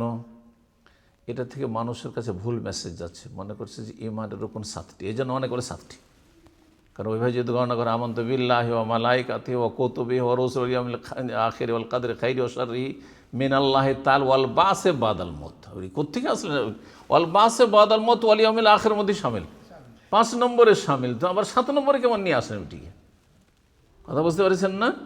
সেই জন্য এটা যারা তৈরি করেছে তারা এমন কোনো জ্ঞানী মানুষ ছিল না, হলে এই কাজটি করতো না। যে প্রথম এই ইমানে মুফাসসাল নামে কোরআন হাদিস কোথাও তো নাই, একটা জয়ীফ হাদিস পাবেন না আপনি, বুঝতে পারছেন না? কিন্তু আমাদের দেশীয় ভারত বাংলাদেশে ইমানে মুফাসসাল মুজমাল 2 রকম ভাগ করে, একটা সংক্ষিপ্ত ইমান, ইমানে মুজমাল, আর একটা হচ্ছে মুফাসসাল মানে ডিটেলস ইমান, হচ্ছে ইমানে মুফাসসাল। এগুলি এক ধরনের বেদাত, এগুলি পাঠ করা হচ্ছে এক ধরনের বেদাত। কারণ অর্থ না বুঝা পাঠ করলে কোনো লাভ নেই, কারণ অর্থ বোঝা ফরজ এবং বিশ্বাস করে মেনে নেওয়া ফরজ, এটা হচ্ছে আসল ফরজ। জি, যেই শিক্ষাটা আমরা দিচ্ছি। আর তারপরে জ্ঞানী মানুষ যদি হইতো, তার আরবি সম্পর্কে বা দিন সম্পর্কে জ্ঞান হইতো, তাহলে ওয়াল ইয়াউমিল আখির সম্পর্কে তার জানা উচিত যে আখিরাত, যে পরকাল, এর বিভিন্ন স্টেজ রয়েছে, স্তর রয়েছে। তার একটি স্তর হচ্ছে ওয়াল বাস বাদাল মউত, মরণের পরে পুনরুত্থান। মানুষের আখিরাত শুরু হয়ে যায় কখন থেকে? যদি আপনাকে জিজ্ঞাসা, আখিরাত কখন থেকে শুরু হয়? কবরে যাওয়ার পর থেকে না ওই জান্নাতে যাওয়ার পর থেকে? হ্যাঁ, মারা গেলে দুনিয়ার সাথে কোনো সম্পর্ক নেই। যে মারা গেল মান মাতা কামাত কিয়ামত, যে মারা গেছে দুনিয়ার সাথে কোনো সম্পর্ক নেই। হ্যাঁ, মৃতদেহ পড়ে আছে আপনার সামনে, কিন্তু ও আখিরাতের জগতে ইল্লিনে বা সিজ্জিনে চলে গেছে। জি, তো যাই হোক, ইমানের 6টি রুকন। আল্লাহর প্রতি ইমান, জি, আরবিতে বলবেন না, আরবিতে মুখস্থ করার কোনো প্রয়োজন নেই। নিজের ভাষায় বলবেন, বুঝবেন এবং তারপরে বিশ্বাস করে মেনে নেবেন, আপনি সাদরে গ্রহণ করবেন। আল্লাহর প্রতি ইমান, মালায়েকা ফেরেশতাদের প্রতি ইমান, আল্লাহর আসমানি কিতাব সমূহের প্রতি ইমান, আল্লাহর রসুলগঞ্জ নবী রসুলগঞ্জ তাদের প্রতি ইমান, ওয়াল ইয়াউমিল আখির পরকালের প্রতি ইমান 5 নম্বরে। 6 নম্বরে ভালো মন্দ তাকদীরের প্রতি ইমান। এগুলো দলিল সূরা বাকারা আয়াত নম্বর 177 রয়েছে। সূরা বাকারা আয়াত নম্বর 177 রয়েছে। আল্লাহ বলেন, লাইসাল বিররা আন তুওয়াল্লু ওয়ুজুহাকুম কিবালাল মাশরিক ওয়াল মাগরিব ওয়ালাকিন্নাল বিররা মান আমানা বিল্লাহি ওয়াল ইয়াউমিল আখির ওয়াল মালায়েকাতি ওয়াল কিতাবি ওয়ান নাবিয়িন। কয়টি হলো? 5টি হয়ে গেল। নেকির কাজ এই নয় যে পূর্ব দিকে মুখ করে সালাত পড়লে না পশ্চিম দিকে পড়লে, মানে ভুলবশত যদি হয়, ইচ্ছা করে না। আসল বিষয় হচ্ছে, আসল নেকি হচ্ছে মান আমানা বিল্লাহ। সবচেয়ে বড় গুরুত্বপূর্ণ কাজ হচ্ছে আল্লাহর প্রতি ঈমান। সেটা তৌহিদ ভিত্তিক ঈমান, যে আল্লাহর প্রতি ঈমান নিয়ে আসলো, ওয়াল ইয়াউমিল আখির পরকালের প্রতি ঈমান নিয়ে আসো, ওয়াল মালায়েকা ফেরেশতার প্রতি ঈমান নিয়ে আসো, ওয়াল কিতাব কিতাবের প্রতি ঈমান নিয়ে আসো, ওয়ান নবী নবীগণের প্রতি ঈমান নিয়ে আসলো। 5টি হলো না? বাকি থাকলো কি তাহলে? তকদির বাকি থাকলো। তকদিরে দিল সূরা কামারের আয়াত নম্বর 49-50 আল্লাহ ইরশাদ করছে, ইন্না কুল্লা শাইইন খালাকনাহু বিকদর। নিশ্চয় আমি প্রতিটি বস্তুকে সৃষ্টি করেছি তকদিরের সাথে, সুপরিমিতভাবে। সূরা ফুরকান রয়েছে, খালাকা কুল্লা শাইইন ফাকাদ্দারাহু তাকদীরা। সাব্বিহ ইসমা রাব্বিকাল আলা আল্লাযী খালাকা ফাসাওয়া ওয়াল্লাযী কাদ্দারা ফাহাদা। যিনি সব কিছুকে লিমিটেড করেছেন, তাকদীর সুপরিমিত করে। সব কিছু কিন্তু আল্লাহর পক্ষ থেকে পরিমাণ নির্ধারিত রয়েছে। আপনার আমার সময় নির্ধারিত, রিজিক নির্ধারিত, সুস্থতা নির্ধারিত, আপনার কোথায় থাকবেন, অবস্থান কত বছর, কোথায় দেশে কত বছর, এখানে কত বছর, আবার হায়াত মত কোথায় রয়েছে, আপনার লেখাপড়া কতটুকু ইত্যাদি, জীবনের প্রতিটি ক্ষেত্রে। আচ্ছা, তকদির শুধু এই মানুষের বিষয় নয়, প্রতিটি বস্তুর। কুল্লা শাইইন আয়াত কি শুনলেন? সূরা কামার আয়াত, ইন্না কুল্লা শাইইন, প্রতিটি বস্তুর। তাহলে একটা গাছের পাতা, হ্যাঁ, এই যে মসজিদ তৌহিদ কখন কায়েম হইল, কতদিন আল্লাহ রাখবেন, তাই না? এই পৃথিবী কতদিন থাকবে, ছোট হোক আর বড় হোক, সমস্ত কিছু আল্লাহ কি করেছেন? সুপরিমিত করেছেন, নির্ধারিত করেছেন। আর কাদার তকদির মানে হচ্ছে নির্ধারিত করা, সুপরিমিত করা। প্রিয় নবী মুহাম্মদ রাসূলুল্লাহ সাল্লাল্লাহু আলাইহি ওয়াসাল্লাম প্রসিদ্ধ হাদিস, যেটিকে জিবরাইল আলাইহিস সালামের হাদিস, মানে জিবরাইল আলাইহিস সালাম এসে জিজ্ঞাসা করেছিলেন বেশ কিছু বিষয়। কি জিজ্ঞাসা করেছিলেন? ইসলাম সম্পর্কে, ঈমান সম্পর্কে, আর হ্যাঁ ইহসান সম্পর্কে, আর জিজ্ঞাসা করেছিলেন কিয়ামতের লক্ষণ সম্পর্কে ইত্যাদি যে রয়েছে। তো সেই হাদিস সেই রয়েছে, আল ঈমান আন তু'মিনা বিল্লাহি ওয়া মালাইকাতিহি ওয়া কুতুবিহি ওয়া রুসুলিহি ওয়াল ইয়াউমিল আখির ওয়াল কদরি ওয়া তু'মিনা বিল কদরি খাইরিহি ওয়া শাররিহি। সহিহ মুসলিমের হাদিস।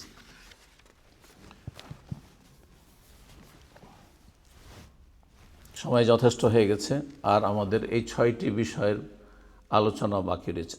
আল্লাহর প্রতি ঈমান সম্পর্কে সংক্ষেপে বলি। আল্লাহর প্রতি ঈমান, এটা প্রথম, তাই না? আল্লাহর প্রতি ঈমান আমাদের সবার আছে, আছে না নেই? আলহামদুলিল্লাহ। না হইলে এখানে আসতামই না, তাই না? মসজিদের ধারে কাছে আসবো, আলহামদুলিল্লাহ বলুন যে আলহামদুলিল্লাহ। এই যে আল্লাহর প্রতি ঈমান আছে, এর জন্য কয়টি ধাপের প্রয়োজন, কয়টি স্টেপ প্রয়োজন? এগুলো কোনোদিন চিন্তা হবে না, আল্লাহ বিশ্বাস করি, মেনে নিয়েছি আল্লাহকে, না, এতটা যথেষ্ট নয়। এর 4টি দিক রয়েছে। আজকে কমপক্ষে 4টি কথা মনে রাখেন। আল্লাহর প্রতি ঈমানের জন্য প্রয়োজন রয়েছে 4টি ধাপের প্রয়োজন রয়েছে, 4টি বিষয়ের প্রয়োজন রয়েছে। 1 নম্বর হচ্ছে আল ঈমান বিওজুদিল্লাহি তাআলা, আল্লাহর অস্তিত্ব বিশ্বাস করা। অনেকে মনে করে যে আল্লাহ আছেন বললেই মুসলিম হয়ে যায়। না, আল্লাহ আছেন একে বাংলা বলে আস্তিক। আল্লাহ আছেন বলে, কিন্তু আল্লাহ আছেন তো যারা বহুত্ববাদী, মূর্তি পূজাও করে অথবা গাছের পূজা করে, তৃতীয়বাদে বিশ্বাস, তারা আল্লাহ আছেন বলে না? তাহলে আল্লাহ আছেন বলে আল্লাহর প্রতি ঈমান হয়ে যায় না শুধু, কিন্তু এটি একটি ধাপ, এক ধাপ এগিয়েছেন আপনি, এক কদম এগিয়েছেন আপনি। আল্লাহর অস্তিত্ব বিশ্বাস করা। 2 নম্বর হচ্ছে তাওহীদ কত প্রকার? তাওহীদ কত প্রকার? 3 প্রকার। এই যে 3 প্রকারের তাওহীদ, বাকিটি এই 4টি বিষয়। তাহলে এখন বলতে হয় কি, আল্লাহর অস্তিত্ব বিশ্বাস করা, আল্লাহর তাওহীদে রুবুবিয়্যাহ বিশ্বাস করা, তাওহীদুল উলুহিয়া বিশ্বাস করা এবং তাওহীদুল আসমা ও সিফাত বিশ্বাস করা। এই 4টি বিষয়ের নাম হচ্ছে ঈমান। যদি ঈমানকে কমপ্লিট করতে হয় তো আল্লাহর ক্ষেত্রে এই 4টি ধাপ আপনার সম্পূর্ণ হইতে হবে। আল্লাহ আছেন এ কথা বিশ্বাস করেন, এবং 2 নম্বরে হচ্ছে আল্লাহর কাজে, তাওহীদুর রুবুবিয়্যাহ কাকে বলা হয়? আল্লাহর কাজে আল্লাহর একত্ব প্রতিষ্ঠা করা। খুব সহজ ভাষা বললে, আল্লাহর কাজগুলি আল্লাহই করেন, কোনো শক্তি করে না। যেমন ছেলে মেয়ে দেওয়া কার কাজ? আল্লাহর কাজ। যদি কেউ মনে করে যে গৌস কুতুব ওলি আউলিয়ার দরবারে গেল, দরগাহে গেল, ছেলে পাওয়া যায়, তাহলে আল্লাহর কাজ কাকে দিয়ে দিল? শাহজালাল, শাহপুরান আর ওই খাজা বাবাকে দিয়ে দিল। তখন আর মুসলিম থাকলো না, মুসলিম থাকলো না, তখন ইসলাম শেষ ওখানে। আল্লাহর কাজে আল্লাহ এক। সুস্থতার মালিক কে? হ্যাঁ, আল্লাহ ছাড়া কেউ সুস্থ করতে পারে? কিন্তু যারা খাসি বকরি নিয়ে মাজারে যায়, কি মনে করে যে রোগ ভালো হয়ে যাবে, বাবা ভালো করে দেবেন, তাই না? তাহলে সে, তার ঈমান থাকলো, শেষ হয়ে গেল। আল্লাহর কাজে আল্লাহর একত্ব। হ্যাঁ, উন্নতি অবনতির মালিক কে? কে উপরে উঠান, কে নামান? আল্লাহ, ঠিক না? এইভাবে হ্যাঁ, আল্লাহর কাজ, বহু কাজ, কুল্লা ইয়াউমিন হুয়া ফি শান। আল্লাহ আপনার আল্লাহর কাজে লেগে আছে। জি, তো তাওহীদুর রুবুবিয়্যাহর সঙ্গে বুঝিয়ে দেন তাওহীদুল ইবাদা বা তাওহীদুল উলুহিয়া, বান্দার কাজে আল্লাহর একত্ব প্রতিষ্ঠা করা। বান্দার কাজ কি? আমাদের কাজ কি? আমার কাজ হচ্ছে আল্লাহর ইবাদত করা। আমাদের কাজ হচ্ছে আল্লাহর ইবাদত করা। আল্লাহর ইবাদতের একটি হচ্ছে সেজদা। সেজদা কাকে করব? আল্লাহকে। যদি সেজদাকে ভাগ করে দিই যে সালাতের সেজদা, নামাজের সেজদা আল্লাহর জন্য, মসজিদের সেজদা, আর মাজারের সেজদা হচ্ছে বাবার জন্য, তাহলে মুশরিক হয়ে গেলাম, তাহলে মুসলিম থাকলাম না, তখন মুমিন থাকলাম। এবার বুঝতে পেরেছি? তাওহীদুল ইবাদা বা তাওহীদুল উলুহিয়া মানে বান্দার কাজে আল্লাহর তাওহীদ প্রতিষ্ঠা করা, একত্ব প্রতিষ্ঠা করা। খুব সহজ ভাষা। এইরকম যত কাজ রয়েছে। জবাই করা কার জন্য জবাই হবে? আল্লাহর জন্য। এর তাওহীদ, বান্দার কাজ এটি। হ্যাঁ, জবাই করব। কার নামে জবাই করব? বিসমিল্লাহ। যদি নিয়ত করি যে এটা হচ্ছে অমুক ওলির নামে, হ্যাঁ, পীর বাবার নামে জবাই করলাম, হ্যাঁ, দেবদেবীর নামে জবাই করলো কেউ, তাহলে মুশরিক হয়ে গেল সে। আর 3 নম্বর তাওহীদ, তাওহীদুল আসমা ও সিফাত, আল্লাহর নাম গুণাবলীর ক্ষেত্রে আল্লাহর তাওহীদ একত্ব প্রতিষ্ঠা করা। যেইভাবে আল্লাহ এবং তার রাসূল সাল্লাল্লাহু আলাইহি ওয়াসাল্লাম তার নাম গুণাবলী সম্পর্কে জানিয়েছেন, সেইভাবেই বিশ্বাস করা, আর তাতে অপব্যাখ্যা না করা, অস্বীকৃতি না জানানো, নিষ্ক্রিয় না করে দেওয়া, ইত্যাদি ইত্যাদি এসব রয়েছে। এবং তার ধরন নির্ধারণ না করা। যেমন আল্লাহর চেহারা আছে, আছে না নেই? আল্লাহর চেহারা আছে, বিশ্বাস করতে হবে। তাহলে কেউ যদি অস্বীকার করে সেও মুসলিম না। আল্লাহর চেহারা নাই, নিরাকার, মুসলিম না, মুসলিম হইতে পারে, বুঝেনি ইসলাম, ইমানই বুঝেনি। আচ্ছা, যদি বলেন আল্লাহর চেহারা আছে কিন্তু মানুষের মতো, তাও কাফের হয়ে গেল। এবার বুঝতে পেরেছেন? আল্লাহর চেহারা আছে কার মতো? আল্লাহর মতো। আরে আমরা তো নিজেদের ক্ষেত্রে এটা বলছি যে আমার চেহারা কার মতো? আমার চেহারা আমার মতো না। বলবেন যে আমাদের মানুষের চেহারা হচ্ছে বানরের মতো, বলবেন নাকি? যেখানে মানুষ নিজেই কি কারোর সাথে তুলনা, অন্য প্রাণীর সাথে তুলনা করে না, তো কোথায় খালেক, কোথায় মাখলুক? কেন মাখলুকের সাথে তুলনা করবেন খালেককে? এবার বুঝতে পেরেছেন? জি। ধরন জানা নেই, ধরন জানা নেই, জি, ইত্যাদি। তা আল্লাহর প্রতি ঈমান সংক্ষেপে বললাম। আর এতে বিস্তারিত একটি দিক ছিল যে আল্লাহ রাব্বুল আলামিনের অস্তিত্বের দলিল প্রমাণ, সে আলোচনা করলে 2-3 দিন ধরে এই কোর্স করাইতে হইতো, সেই জন্য আর সেটা সম্ভব হচ্ছে না।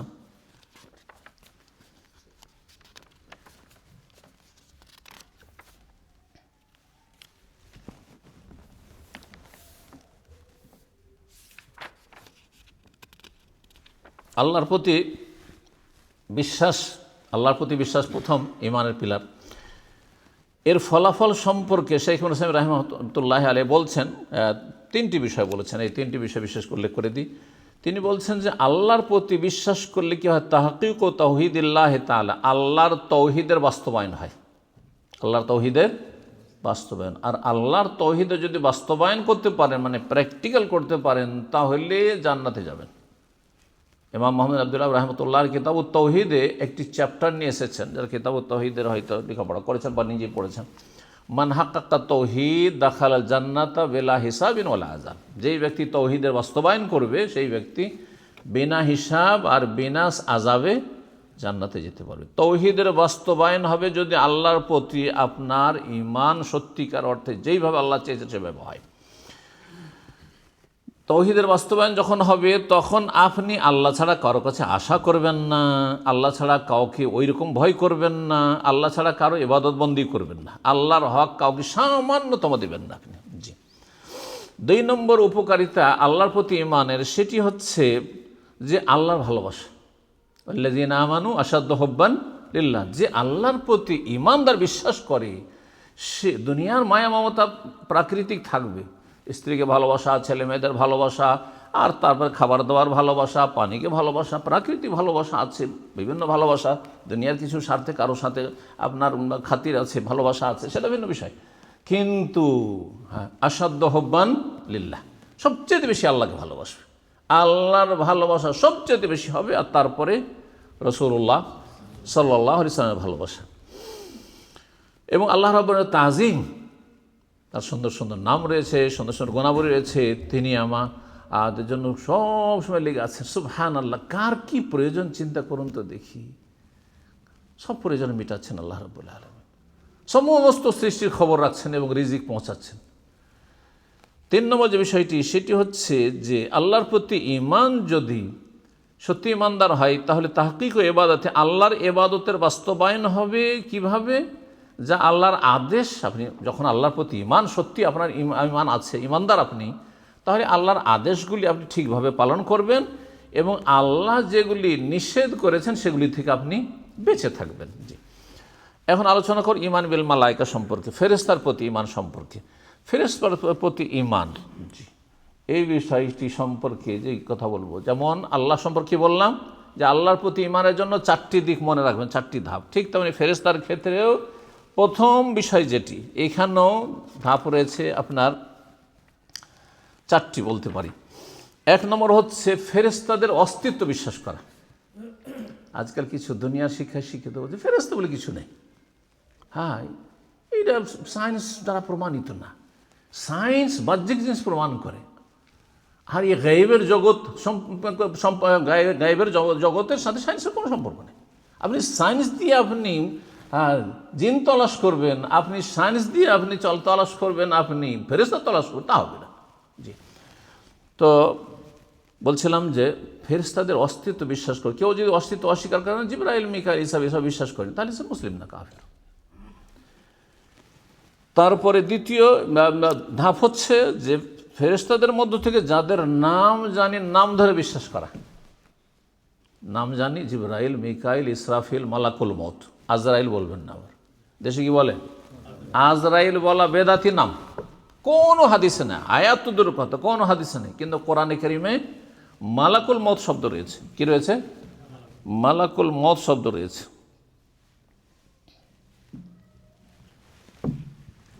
কুল ইয়াতাওয়াফাকুম মালাকুল মউতিল্লাযী উক্কিলা বিকুম সুম্মা ইলা রাব্বিকুম তুরজাউন, সূরা সিজদাতে রয়েছে।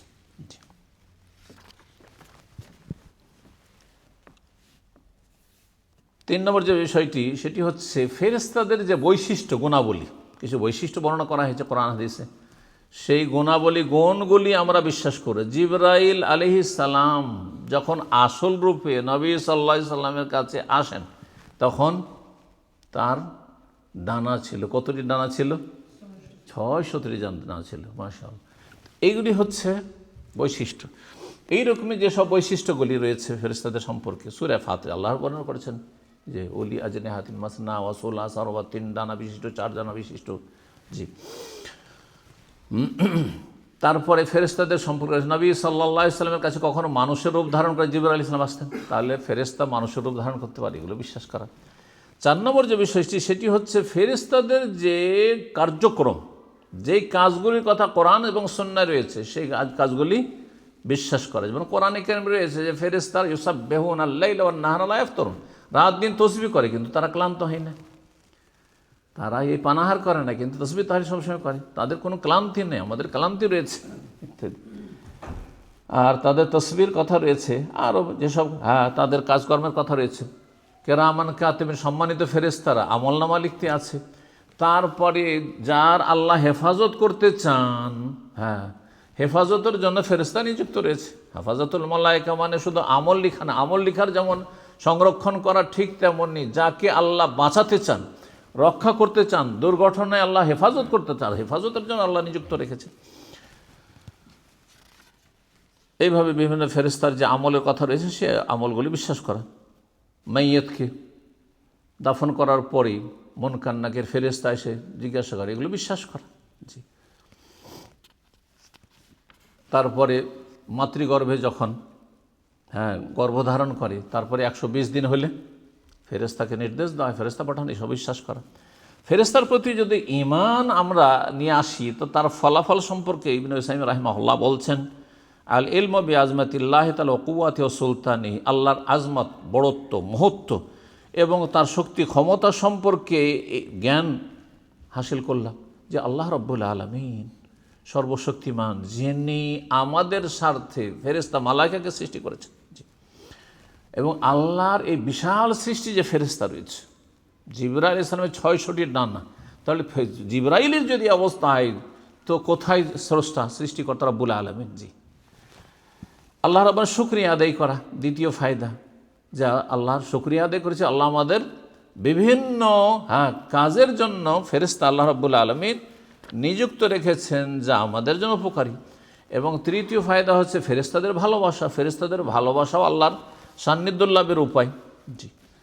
তো এই বিষয়গুলি ছিল ফেরেশতার প্রতি ঈমানের ক্ষেত্রে।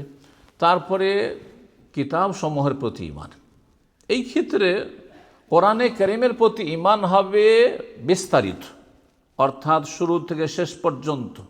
যেমন বিশ্বাস করবেন যে এটি আল্লাহর কিতাব, সুরক্ষিত মাহফুজ কিতাব, ঠিক তেমনই বিশ্বাস করবেন প্রতিটি আদেশ নিষেধ হুকুম আহকাম ঘটনাবলী যা কিছু কোরআনে কারীমে আছে, যে কোনো বিষয়ের সাথে সম্পর্ক হোক না কেন।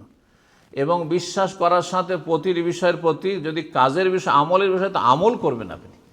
পক্ষান্তরে তাওরাত, ইনজিল, জবুর, সোফে ইব্রাহিম এইসবের প্রতি বিশ্বাস থাকতে হবে যে এগুলি কোনো এক সময় আল্লাহ রাব্বুল আলামিন আসমান থেকে নাজিল করেছিলেন, কিন্তু সেগুলি আমল করা চলবে না, কারণ সেগুলি একটা বিশেষ সময়ের জন্য ছিল, তারপরে সেগুলি রহিত করে দেওয়া হয়েছে।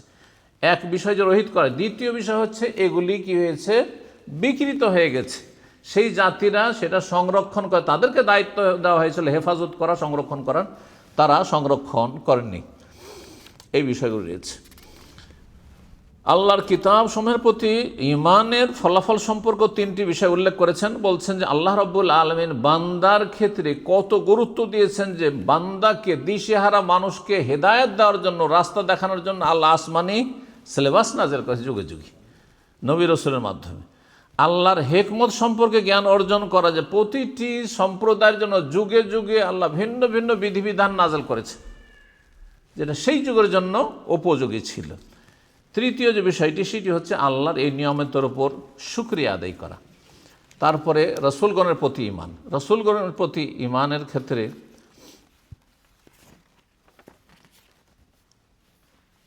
এখানেও 4টি কথা বলেছেন। রাসূলগণের প্রতি ঈমানের জন্য প্রথম বিশ্বাস করবেন যে যেই রাসূলগণ এসেছেন তারা আল্লাহর পক্ষ থেকে, তাদের রিসালাত সত্য, তাদের পেগাম তা আল্লাহর পক্ষ থেকে সত্য। দ্বিতীয় যে বিষয়টি সেটি হচ্ছে তাদের যাদের নাম আমরা জানি তাদের নাম ধরে বিশ্বাস করা। কোরআনে কারীমে কতজন নবীর নাম রয়েছে? 25 জন নবীর নাম রয়েছে। 25 জন নবীর 18 জন নবীর কথা সূরা আনআমে আল্লাহ রাব্বুল আলামিন বর্ণনা করেছেন কয়েকটি আয়াতে। তো এই 25 জন নবীর নাম ধরে বিশ্বাস করা, এই 25 জন নবীর মধ্য থেকে 5 জন নবীকে আল্লাহ রাব্বুল আলামিন উলুল আজমি মিনার রাসূল, সবচেয়ে শ্রেষ্ঠ রসুল, দৃঢ় প্রতিজ্ঞ, হ্যাঁ, রসুল বলেছেন আল্লাহ রাব্বুল আলামিন। তাদের 5 জনের নাম কমপক্ষে মুখস্থ রাখা। বলেন তো তারা কারা?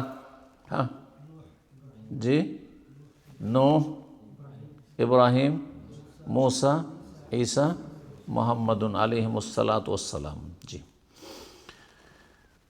এই 5 জন নবীর নাম সূরা শুরার আয়াত নম্বর 13-তে রয়েছে। শুরার আয়াত নম্বর 13-তে রয়েছে এবং সূরা আহজাবের আয়াত নম্বর 7-এ রয়েছে, 2টি আয়াত রয়েছে। যাদের নাম জানি না, অনেক নবী রসুল এসে যাদের নাম আমরা জানি না, কিন্তু আমরা বিশ্বাস করি যে তারা নবী হয়ে থাকেন, তো আমরা বিশ্বাস করি আল্লাহ তাআলা। 3 নম্বর যে বিষয়টি, যে যা সত্য ঘটনা নবী রসুলগণের, সেগুলো আমরা বিশ্বাস করব। আর সত্য ঘটনা কোনটি? আপনি বই পুস্তকে এমনি পেলে বিশ্বাস করবেন না। যেই কিতাব সুরক্ষিত কোরআনে কারীম, তাহলে কোরআনে কারীমে যে নবী রসুলগণের কাহিনী রয়েছে, আদম আলাইহিস সালামের ঘটনা, মূসা আলাইহিস সালামের ঘটনা, ইউসুফ আলাইহিস সালামের ঘটনা, একসাথে সূরা ইউসুফ বিস্তারিত আল্লাহ বর্ণনা করেছেন, বিশ্বাস করতে হবে। এগুলি বিশ্বাস করে, যেগুলি কোরআনে কারীমে যদি বা হাদিসে যদি কোনো ঘটনা সত্যায়ন করা হয়, নবী সাল্লাল্লাহু আলাইহি ওয়াসাল্লাম সত্যায়ন করেছেন, আর আগের কিতাবে রয়েছে, বাইবেলে রয়েছে, তাহলে বিশ্বাস করি। রাসূলগণের প্রতি ঈমানের উপকারিতার ক্ষেত্রে উল্লেখ করেছেন লেখক, কিন্তু সময়ের স্বল্পতার জন্য আর সেদিকে যাচ্ছে না। পরকালের প্রতি ঈমান, পরকালের প্রতি ঈমানের অনেকগুলি স্তর রয়েছে। মরণ থেকে শুরু পরকাল, আর শেষ কোনখানে? ফারিকুন ফিল জান্নাহ ও ফারিকুন ফিস সাইর, একদল জান্নাতে আর একদল জাহান্নামে। জি, তো এই ক্ষেত্রে পরকালের প্রতি ঈমানের ক্ষেত্রেও শেখ ইবনে উসাইমিন রাহিমাহুল্লাহ বলছেন যে এখানে 3টি বিষয় মনে রাখতে, বিশেষ করে আল ঈমান বিল বাস, মানুষ মারা যাওয়ার পরে এক্সপায়ার হয়ে গেল, আর কিছু হবে না এমন কথা নেই। যদি এটা কেউ বিশ্বাস করে যে শেষ, এটাই শেষ, তাহলে সে মুসলিম হয়নি। দুনিয়া থেকে সে বিদায় হয়েছে, কিন্তু পুনরুত্থান হবে। আল ঈমান বিল বাস মানে আবার উঠানো হবে। ইয়াউমা ইয়াকুমুন নাসু লিরাব্বিল আলামিন, উঠানো হবে। জি, প্রথমবার যিনি সৃষ্টি করতে সক্ষম, তার জন্য দ্বিতীয়বার পুনরায় পুনর্জীবিত করা সহজ। আল্লাহ কোরআনে কারীমের ইরশাদ, সূরা আম্বিয়া আয়াত নম্বর 104 ইরশাদ করেছেন, সুম্মা ইন্নাকুম বাদা যালিকা লামাইয়াতুন সুম্মা ইন্নাকুম ইয়াউমাল কিয়ামাতি তুবাসসুরা। মুমিন আয়াত নম্বর 15-16-তে আল্লাহ ইরশাদ করেছেন। নবী সাল্লাল্লাহু আলাইহি ওয়াসাল্লাম এই মর্মে অনেক হাদিস রয়েছে। দ্বিতীয় বিষয় হচ্ছে আখিরাত প্রতি ঈমানের ক্ষেত্রে, যে ঈমান বিল হিসাব ওয়াল জাযা, সেখানে মানুষের হিসাব রয়েছে এবং সেখানে বদলা প্রতিদান রয়েছে। দুনিয়া হচ্ছে কর্মের জগৎ, এখানে বদলা নাও পেতে পারেন, কিন্তু আখিরাতে কাজের সুযোগ নেই, আমলের সুযোগ নেই, কিন্তু বদলা অবশ্যই সেখানে রয়েছে। তৃতীয় যে বিষয়টি সংক্ষেপে, সেটি হচ্ছে জান্নাত এবং জাহান্নাম বিশ্বাস করা। জান্নাত এবং জাহান্নাম বিশ্বাস করা। এছাড়াও বহু বিষয় রয়েছে, শাইখও সংক্ষেপ করে দিয়েছেন। আপনার কবরের জীবনে, কবরের নিয়ামত, কবরের আযাব। কবরের আযাব কথাটি আমাদের দেশের মানুষরা জানে, কিন্তু কবরে যে নিয়ামত রয়েছে নেক মানুষদের জন্য, এটা একটা গুরুত্বপূর্ণ দিক রয়েছে সমান সমান। তারপরে আখিরাতে বিভিন্ন আরও স্তরগুলি রয়েছে, সিরাত রয়েছে, কান্তারা রয়েছে, আর তারপরে আল্লাহ রাব্বুল আলামিনের রুইয়াত রয়েছে, ইত্যাদি ইত্যাদি আরও বহু বিষয় রয়েছে। তো ইনশাআল্লাহ তাআলা কোনো এক সময় আল্লাহ তৌফিক দিলে সে বিষয়গুলি নিয়ে আবার আলোচনা করা যাবে। আল্লাহ রাব্বুল আলামিন যেন তৌফিক দান করেন বারবার আমাদেরকে। শেষ বিষয় 5টি থেকে 6 নম্বর, সেটি কি বাকি আছে? আল ঈমান বিল কাদার, তকদির, আল কাজা ওয়াল কাদার। আকিদার উলামায়ে কেরামগণ তকদিরকে আরবি ভাষায় কাদার বলেন আর কাজাও বলেন। কাজা মানে আল্লাহর চূড়ান্ত ফয়সালা, আর কাদার মানে হচ্ছে সুপরিমিত করা, নির্ধারিত করা। তকদিরের প্রতি ঈমানের ক্ষেত্রে 4টি কথা মনে রাখবেন, অর্থাৎ তকদিরের প্রতি ঈমানের 4টি স্তর রয়েছে। এটা দিয়ে আজকের আলোচনা শেষ করি। 1 নম্বর হচ্ছে ইলমুল্লাহ তাআলা, আল্লাহর ইলম। যা কিছু ঘটছে, ঘটবে, কিয়ামত পর্যন্ত যা কিছু হবে, সব আল্লাহ জানেন, সম্যকভাবে তিনি জানেন। এই নয় যে যেমন কোনো একটা কিছু ঘটতে যাচ্ছে, আমরা কিছুই জানি না, ঠিক না? জানি 1 সেকেন্ড পরে কি হবে বলতে পারবেন কেউ? সামনে যা আছে তাই জানছেন, কিন্তু তাই না? অতীতের যেটুকু নলেজ আছে সেটুকু জানছেন, কিন্তু ভবিষ্যতের 1 সেকেন্ড পরে কী হবে তা আমরা জানি না। রব্বুল আলামিন সব কিছুই জানেন, সব কিছুই জানেন আল্লাহ রাব্বুল ইলমুল্লাহ তাআলা। 1। 2 নম্বর হচ্ছে কিতাবাতুল্লাহ তাআলা, আল্লাহ রাব্বুল সব কিছু লিখে রেখেছেন, যা কিছু আল্লাহ জানেন সৃষ্টিকুল সম্পর্কে, হ্যাঁ সবই জানেন, আর সব কিছু কী করা আছে, লেখা আছে। এই দুটো স্তরের কথা একই আয়াতে আল্লাহ সূরা হজের ৭৮ ইরশাদ করেছেন, আলাম তা'লাম আন্নাল্লাহ ইয়া'লামু মা ফিস সামাই ওয়াল আরদ, তুমি কি জানো না যে আসমান জমিনে যা কিছু আছে সব আল্লাহ জানেন। তা ইলমুল্লাহ হয়ে গেল। ইন্না যালিকা ফি কিতাব, আর এটি আল্লাহর লিখনিতে রয়েছে, মানে আল্লাহ লিখেও রেখেছেন লহে মাহফুজে। ইন্না যালিকা আলাল্লাহি ইয়াসির, এটি আল্লাহর জন্য সহজ। তাহলে এই দুটি স্তরের দলিল, একটি আয়াত সূরা হজের ৭৮ যথেষ্ট। তৃতীয় যে বিষয়টি স্তর এই মানে মারাতেবুল কদরের ক্ষেত্রে, সেটি হচ্ছে মাশিয়াতুল্লাহ তাআলা, আল্লাহর চাওয়া। আল্লাহ চাওয়ার বিরুদ্ধে কিছু হয় না। আল্লাহ চেয়েছেন বলে আমি আপনি মুসলিম হতে পেরেছি। আল্লাহ সে সৃষ্টিগত ক্ষেত্রে হোক অথবা শরীয়তের ক্ষেত্রে হোক, আল্লাহর চাওয়ার বিরুদ্ধে কোনো কিছু হয় না। আল্লাহ চেয়েছেন বলে এই মজলিসে আসা নসিব হয়েছে। কথা বুঝতে পারছেন না? আল্লাহ চেয়েছেন বলেই আজকে আপনি খাবার পেয়েছেন, পানি পেয়েছেন। আল্লাহ চেয়েছেন বলে আপনি যেখানে বসবাস করছেন নিরাপদ আছেন। যেখানে মানুষ বিপদে আছে সেটাও আল্লাহ চেয়েছেন। এক কথা, আল্লাহর চাওয়ার বিরুদ্ধে কোনো কিছু হয় না। তাহলে বলবেন যে পাপ হচ্ছে যে পৃথিবীতে, সেগুলি হ্যাঁ আল্লাহ চাওয়ার বিরুদ্ধে নাকি? এইখানে গিয়ে কিন্তু বিব্রত। হ্যাঁ, মানুষ হ্যাঁ হারাম কাজ করছে, শিরিক করছে, কুফরি করছে, পাপ করছে, হারাম রোজগার করছে, হারাম খাচ্ছে, হ্যাঁ শুকুর খাচ্ছে, কুকুর খাচ্ছে, বানর খাচ্ছে, সব আল্লাহর ইচ্ছাই না ইচ্ছার বিরুদ্ধে? ইচ্ছার বিরুদ্ধে হলে তো আল্লাহ অপারগ হয়ে গেল, মহাবিপদে পড়লেন আপনি। কথা বুঝতে পারছেন? কথাটা ভালো করে বুঝেন। আপনি আপনার ছেলে মেয়েকে মানুষের মতো মানুষ করার চেষ্টা করছেন, কিন্তু মানুষের মতো মানুষ হইল না। সেখানে আপনি পারলেন না, পারলেন না, চেষ্টা ছিল কিন্তু আপনার, আপনি অপারগ। আপনি দুর্বল, সেই জন্য অপারগ হয়ে যায় কখনো। কিন্তু আল্লাহ কি অপারগ? এই জন্য যা কিছু হচ্ছে ভালো মন্দ সব আল্লাহর ইচ্ছাই হচ্ছে। কিন্তু আল্লাহর ইচ্ছা মানে এই নয় যে আল্লাহ আমাদের ক্ষমতা ছিনিয়ে নিয়েছেন। আল্লাহর ইচ্ছাতে আসছিলেন মসজিদে সালাত পড়ার জন্য, আর হঠাৎ করে হ্যাঁ স্লিপ করলেন আর পাটা ভেঙে গেল, অথবা ব্যথা পেলেন, সেখান থেকে রাস্তা থেকে ফিরে চলে এলেন, সিঁড়ি থেকে বাসায় বসে গেলেন, আর আসতে পারলেন না। আল্লাহর ইচ্ছার বিরুদ্ধে হয়েছে? হ্যাঁ, আল্লাহর ইচ্ছা হয়েছে, তাই না? আল্লাহর ইচ্ছা এটি হয়েছে। আপনার ইচ্ছা কি ছিল? যে মসজিদে যাবো, সালাত পড়বো, কিন্তু আসতে পারলেন না। এটা আল্লাহর ইচ্ছা। আমারও ইচ্ছা আছে, এই নয় যে আল্লাহর ইচ্ছা আছে মানে আমি পাথরের মতো, এই যে মোবাইলের মতো এখানে রেখে দিয়েছি তো দিয়েছি, যদি একে না স্পর্শ করি তো ওখানেই থাকবো, ঠিক না? আমি কি সেই রকম না? আমার ক্ষমতা আছে, আমাদেরও চাওয়া আছে, কিন্তু আমাদের চাওয়া হচ্ছে একেবারে সীমিত, লিমিটেড। এই চাওয়া আল্লাহর চাওয়ার হ্যাঁ অন্তর্ভুক্ত, তার মধ্যে সামিল। অমা তাশাউনা ইল্লা ইয়াশা আল্লাহ রাব্বুল আলামিন। তোমরা চাইতে পারবে না মানে তোমাদের চাওয়াতে কাজ হবে না যদি আল্লাহ না চান। কিন্তু আমাদের ক্ষমতা আছে। যেই ব্যক্তি আজান হলো, সালাত হয়ে গেল, তারপরে সূর্য উঠে গেল, সালাতে আসলো না,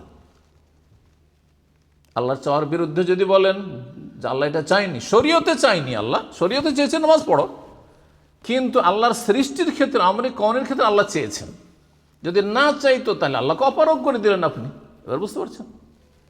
আল্লাহ চেয়েছেন, কিন্তু তার মানে এই নয় যে তার মধ্যেই ক্ষমতা ছিল না যে সে ঘুম থেকে লাফ দিয়ে উঠবে, উজু করবে আর মসজিদে আসবে, যেমন আমি এলাম বা অন্যরাই আসলো। পারতো না? না ক্ষমতা নেই? ক্ষমতা আছে, তারও চাওয়া আছে, কিন্তু আল্লাহর চাওয়ার হ্যাঁ অন্তর্ভুক্ত। আল্লাহ যা কিছু সৃষ্টি জগতে হয়, শেখ ওসাইমিন বলছেন আল ইমান বিআন্না জামিআল কায়নাত লা তাকুনু ইল্লা বিমাশিয়াতিল্লাহি তাআলা, পৃথিবীতে যা কিছু ঘটে আল্লাহর চাওয়াতেই ঘটে, আল্লাহর চাওয়ার বিরুদ্ধে কোনো কিছু হয় না। ওয়া ইয়াফআলুল্লাহু মা ইয়াশা, আল্লাহ বলছে সূরা ইব্রাহিমে, আল্লাহ যা চান তাই করে থাকেন। এখানে অনেকগুলি আয়াত তিনি নিয়ে এসেছেন। আর কি বাকি থাকলো তাহলে? 4 নম্বর স্তর, সেটা খালকুল্লাহি তাআলা, আল্লাহর সৃষ্টি। হ্যাঁ, আল্লাহর সৃষ্টি, সমস্ত সৃষ্টিকার আল্লাহ। আল্লাহ আমাদেরকেও সৃষ্টি করেছেন, এমনকি আমাদের যে কাজকর্ম তাও আল্লাহর সৃষ্টি। আল্লাহু খালাকাকুম ওয়া মা তা'মালুন, আমাদেরকে আল্লাহ সৃষ্টি করেছেন। এই যে আমি হাতটা বাড়াইলাম, এটা একটা সৃষ্টি আল্লাহর। হ্যাঁ, যদি আল্লাহ থামিয়ে দিত আমার ক্ষমতা ছিল না, আল্লাহর সৃষ্টি এটি। আমি এদিকে নিয়ে আসলাম, হাত গুটাইলাম, এটা আল্লাহর সৃষ্টি। সালাত পড়লেন আপনি, আপনার আমল, এটিও আল্লাহর সৃষ্টি। কথা বুঝতে পেরেছেন? তো এই চারটি কথা তাকদীরের ক্ষেত্রে মনে রাখবেন। বলুন তো দেখি কে বলতে পারেন চারটি কথা? তাকদীরের চারটি স্তর।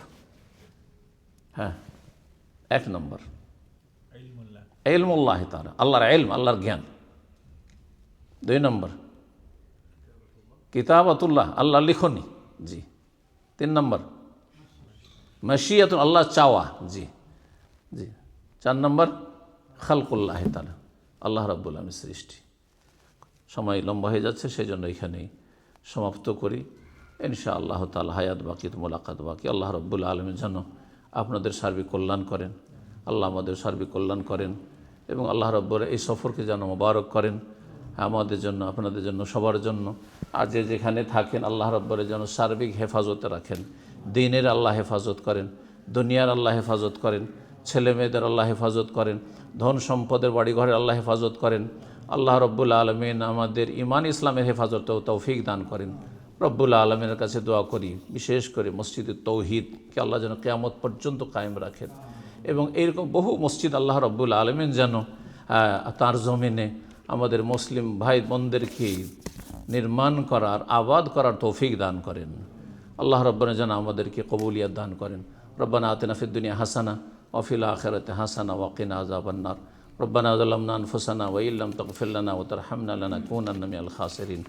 সাল্লাল্লাহু ওয়া সাল্লাম আলা নবিয়িনা মুহাম্মদ ওয়া আলা আলিহি ওয়া সাহবিহি আজমাইন।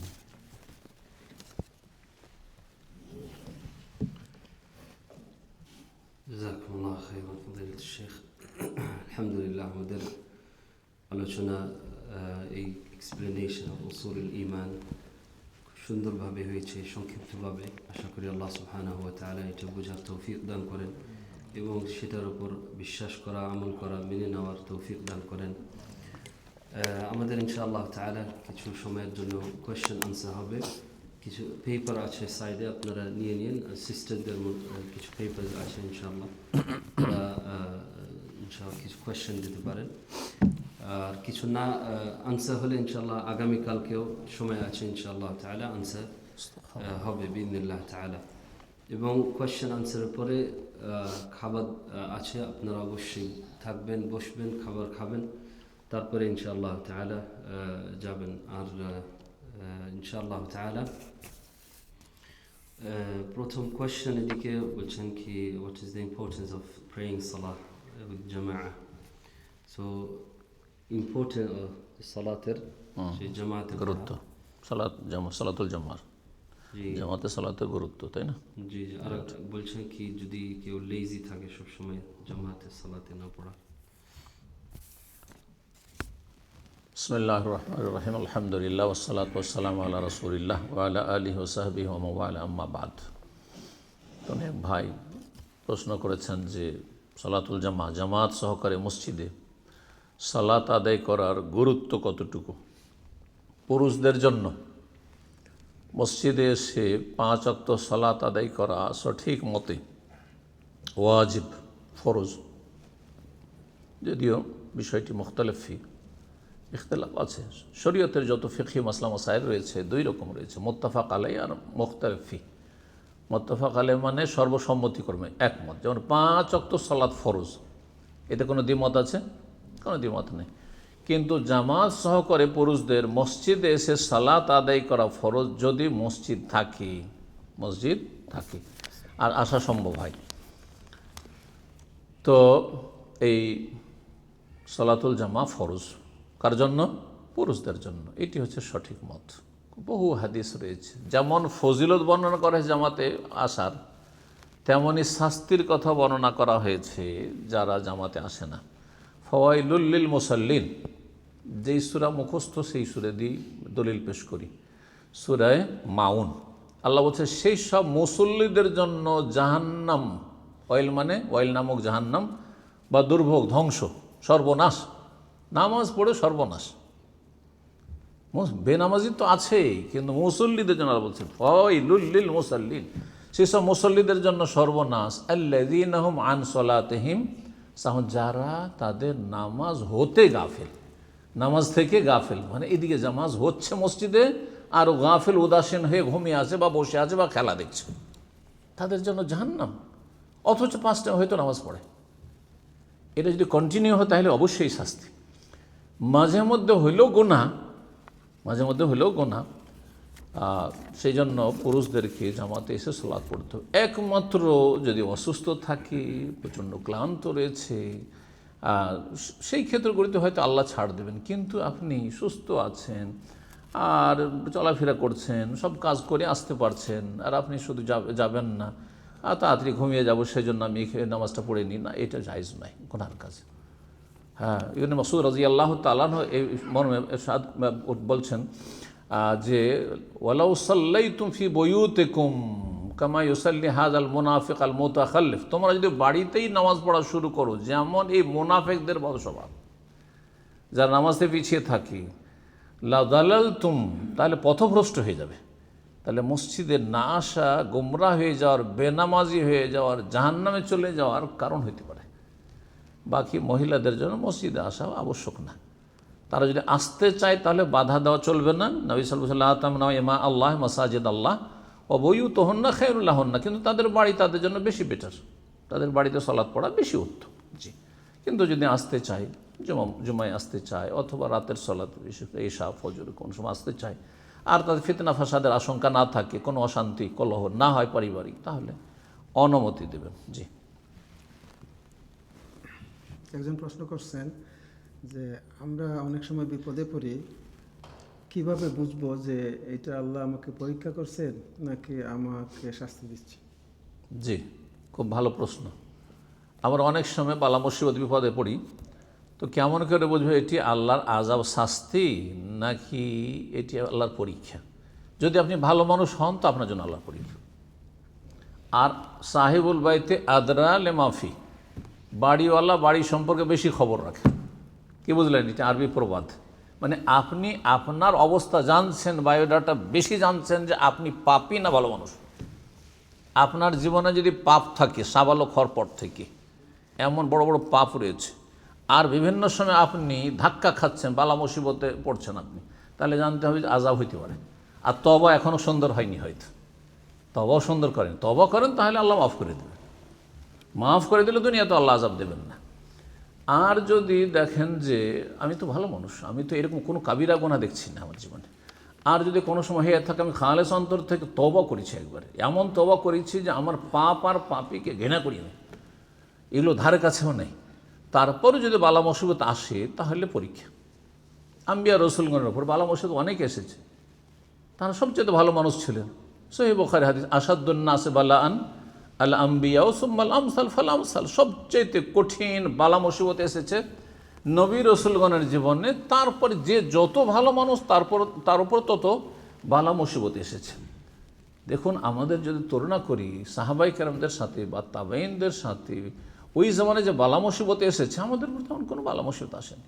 নবী সাল্লাল্লাহু আলাইহি ওয়াসাল্লামের জীবনী দেখেন, অন্যদেরকে না দেখে, নবী সাল্লাল্লাহু আলাইহি ওয়াসাল্লাম জীবনে তাকে খুন করার জন্য বহুবার চেষ্টা করা হয়েছে, বিষ পান করিয়ে, পাথর ফেলে দিয়ে, আর বিভিন্নভাবে তার বাড়ি ঘেরাও করে, হ্যাঁ, আর তারপরে তার রক্ত ঝরেছে, দাঁত শহীদ হয়েছে। আমাদের কিছু হয়েছে?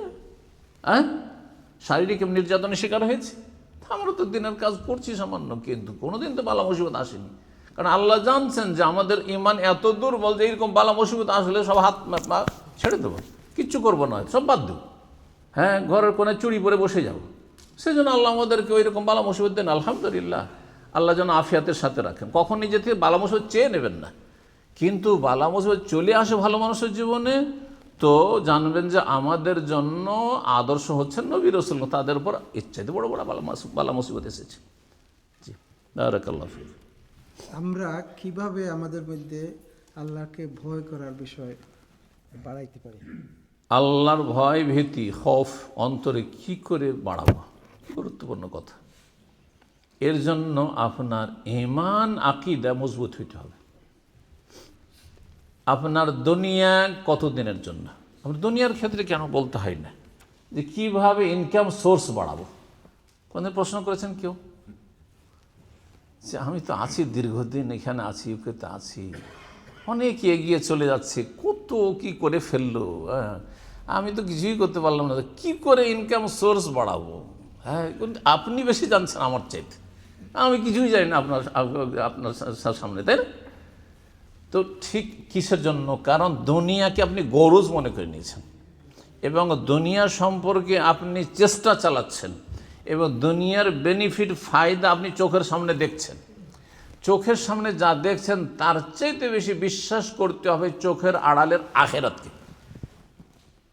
তাহলে আপনি মেহনতি হয়ে যাবেন। আপনি দুনিয়া আপনার কত দিনের, খুব বেশিও যদি হয় তো 60, 70, 80 বছর, আর 80 বছরের পরে যদি বেঁচে থাকেন তো ভালো হয়ে বেঁচে থাকতে পারবেন না, তো ওই না বেঁচে থাকাটাই বেশি ভালো, ঠিক না? চিন্তা করুন, তার জন্য কত মরিয়া কত মেহনত করছেন, সবাই করছেন আপন আপন জায়গা থেকে।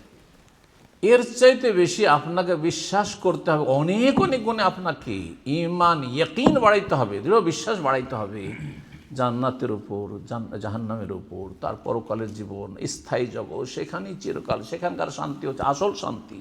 হ্যাঁ, সেখানকার শান্তি হারিয়ে যায় তো দুনিয়ার রাজত্ব কোনো কাজে আসবে না, ধন সম্পদ কোনো কাজে আসবে না। যেমন এখন বিশ্বাস করছেন যে এখনও আপনার ভালো করে জানছেন যে সূর্য ডুবেনি, গোটা দুনিয়ার মানুষ যদি আপনাকে বোঝাবার চেষ্টা করে যে না এখন রাত, বিশ্বাস করবেন না? বিশ্বাস করবেন না, চোখের সামনে দেখছি। এই চোখে দেখে যে কথা বিশ্বাস করছেন সেটার বিরুদ্ধে গোটা দুনিয়া চলে গেলেও বিশ্বাস করবেন না। তার চাইতে বেশি বিশ্বাস করবেন আল্লাহ রব্বুল আলামিনের প্রতি, হ্যাঁ আল্লাহর কিতাব আদেশ নিষেধের প্রতি, বিধানের প্রতি, এবং আখেরাতের প্রতি, এবং আখেরাতের যতগুলো স্তর রয়েছে পরকালের জীবনের প্রতি। তাহলে আপনার ঈমান আমল সুন্দর হয়ে যাবে, ঈমান আমল সুন্দর হয়ে যাবে। আপনার যখন বিশ্বাস হবে যে হাসর মাঠে হাজির হব, বিশ্বাস তো আছে বলছেন, কিন্তু কোথায় বিশ্বাস? আপনার জীবনটা প্রমাণ করবে। হাসরের মাঠে একজন মুসলিমের প্রথম হিসাব কিসের হয় বলুন তো দেখি? সালাত। তাহলে যেই ব্যক্তি এটা দিনের মতো বিশ্বাস করে, দিনের সময় দিন, রাতের মতো রাত, এখন আপনি বিশ্বাস করছেন আপনি ইউকেতে আছেন, গোটা দেশের মানুষ যদি বলেন আপনি বাংলাদেশে আছেন, বলেন তোমারই পাগল, আমি ঠিক আছে, ঠিক না?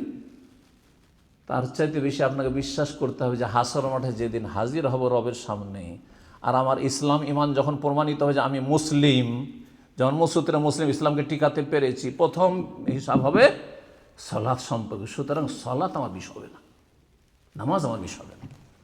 এইভাবে ইমানকে বাড়াইতে হবে। আল্লাহ তৌফিক দান করুন। তাহলে আল্লাহর ভয় ভীতি তৈরি হয়ে যাবে। লাফ দিয়ে উঠে আসবেন ফজর পড়ার জন্য, বরং লাফ দিয়ে তার আগে উঠে যাবেন যে আল্লাহর সাথে নির্জনে একটু অ্যাপয়েন্টমেন্ট নিই, সময় নিই, তাহাজ্জুদ পড়ি, একটু নির্জনে একটু আল্লাহর সাথে কথা বলি। আল্লাহ তৌফিক দান করুন। একজন বাচ্চার প্রশ্ন যে আল্লাহ সুবহানাহু ওয়া তাআলা কিভাবে সবকিছু একসাথে দেখেন, আর আরেকজন প্রশ্ন করছে এখানে আমরা বসবাস করে কিভাবে বাচ্চাদেরকে ইসলামের উপর আমরা বড় করতে পারি। এবং আরেকটা প্রশ্ন, একসাথে করে বিদআত পালনকারীরা কি চিরস্থায়ী জাহান্নামে? আপনি ধরেন একটা একটু করে, মনে থাকবেন না। প্রথম প্রশ্ন ছিল প্রশ্ন এক বাচ্চার যে আল্লাহ একসাথে সব কিছু কিভাবে দেখেন, কিভাবে আল্লাহ একসাথে সব কিছু কীভাবে শোনেন। আমাদের ক্ষমতা, সব কিছুর ক্ষমতা সীমিত, সামান্য, আর আল্লাহ হচ্ছেন আলা কুল্লি শাইইন কাদির। আল্লাহর ক্ষমতা হচ্ছে অসীম, অসীম আল্লাহর ক্ষমতা। এই জন্য আল্লাহ শুধু দেখেন একসাথে নয়, একসাথে সব কিছু শুনছেন একসাথে। অন্যদের কথা বাদ দেন আপনি, হ্যাঁ একসাথে যতগুলি মানুষ পৃথিবীতে, যতগুলি মুসলিম দোয়া করছে, কতগুলি হাত আল্লাহর সামনে উঠছে, চিন্তা করুন কতগুলি হাত একসাথে আল্লাহর সামনে উঠছে। আমাদের পাশে এসে উনি একটা প্রশ্ন করছেন, আর এদিক থেকে আরেকজন প্রশ্ন করলে না এটা বুঝবো না ওইটা বুঝবো, কোনোটাই কাজে আসবে না আমার, ঠিক না?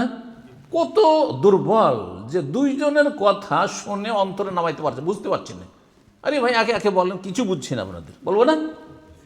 কিন্তু রব একসাথে কতগুলি হাত আল্লাহর সামনে উঠছে, কত মানুষ আল্লাহর কাছে দোয়া করছে, একসাথে শুনছেন। আচ্ছা কত ভাষায়, এই না যে আরবি ভাষায় সবাই দোয়া করছে, কত ভাষাতে যে দোয়া করছে, সব ভাষায় আল্লাহ একসাথে একসাথে শুনছেন, একসাথে ডাকে সাড়া দিচ্ছেন, আর একসাথে কত মানুষের দোয়া কবুল হচ্ছে একই মুহূর্তে। এই না যে একটা একটা করে যে দোয়া কবুল হয়, তাহলে কিয়ামত হয়ে যাবে লাইন আসতে, সিরিয়াল আসতে, তাই না?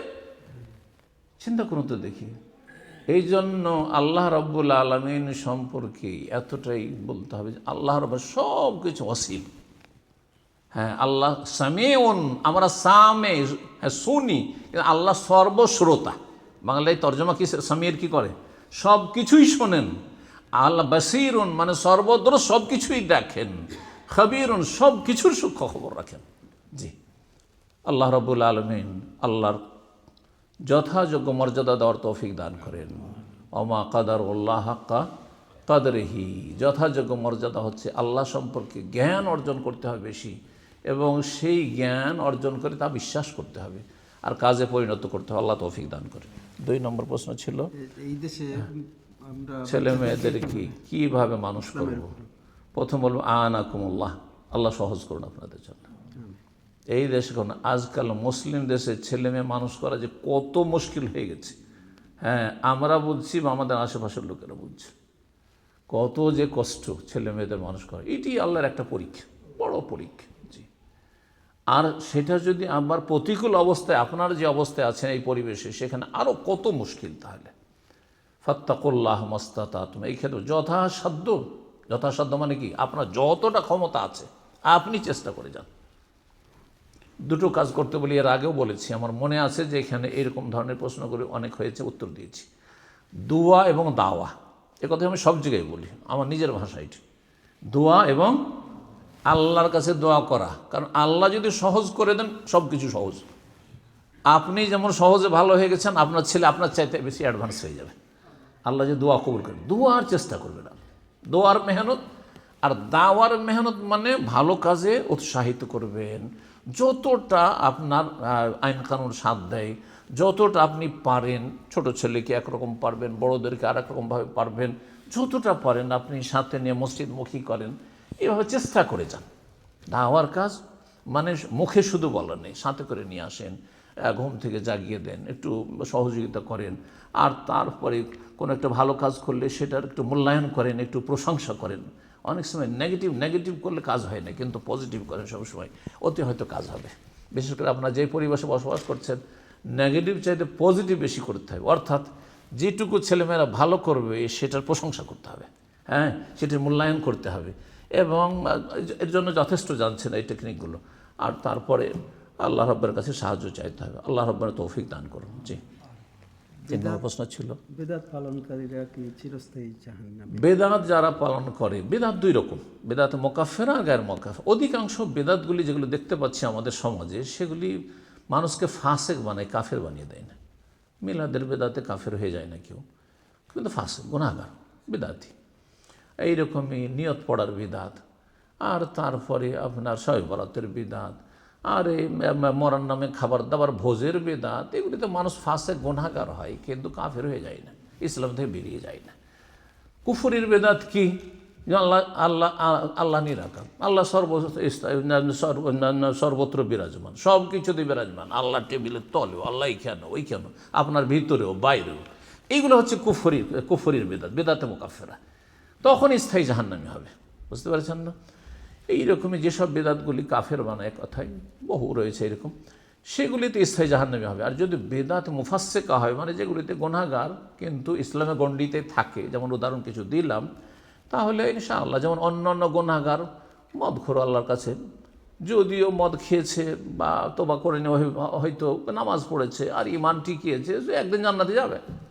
যে শুকরের গোস্ত খেয়েছে, সেও একদিন জান্নাতে যাবে, যদি নামাজি হয় আর মুশরিক না হয়, নাস্তিক না হয়। তাহলে 5 ওয়াক্ত নামাজ পড়েছে, মুয়াহিদ মানুষ, কিন্তু হারাম খেয়ে নিয়েছে, সুদ খেয়েছে, ঘুষ খেয়েছে, শুকুর খেয়েছে, কুকুর খেয়েছে, জাহান্নামে যাবে, কিন্তু স্থায়ী জাহান্নামী হবে না।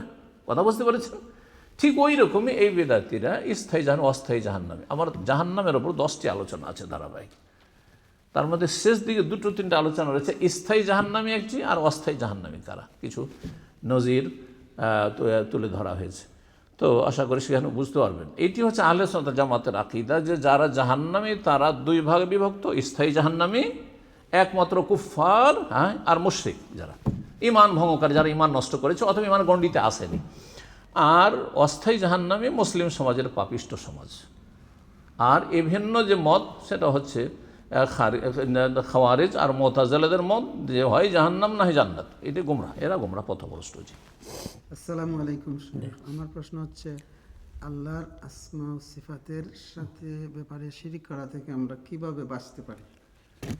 আল্লাহর আসমা সিফাত মানে নাম গুণাবলীর ক্ষেত্রে শিরক করা থেকে কেমন করে বাঁচতে পারি, এই ক্ষেত্রে সাধারণ মানুষের জন্য একটা ফর্মুলা বলছি। আপনাদেরকে খুঁটিনাটি বিস্তারিত জানতে হবে, এটা তরিকা না।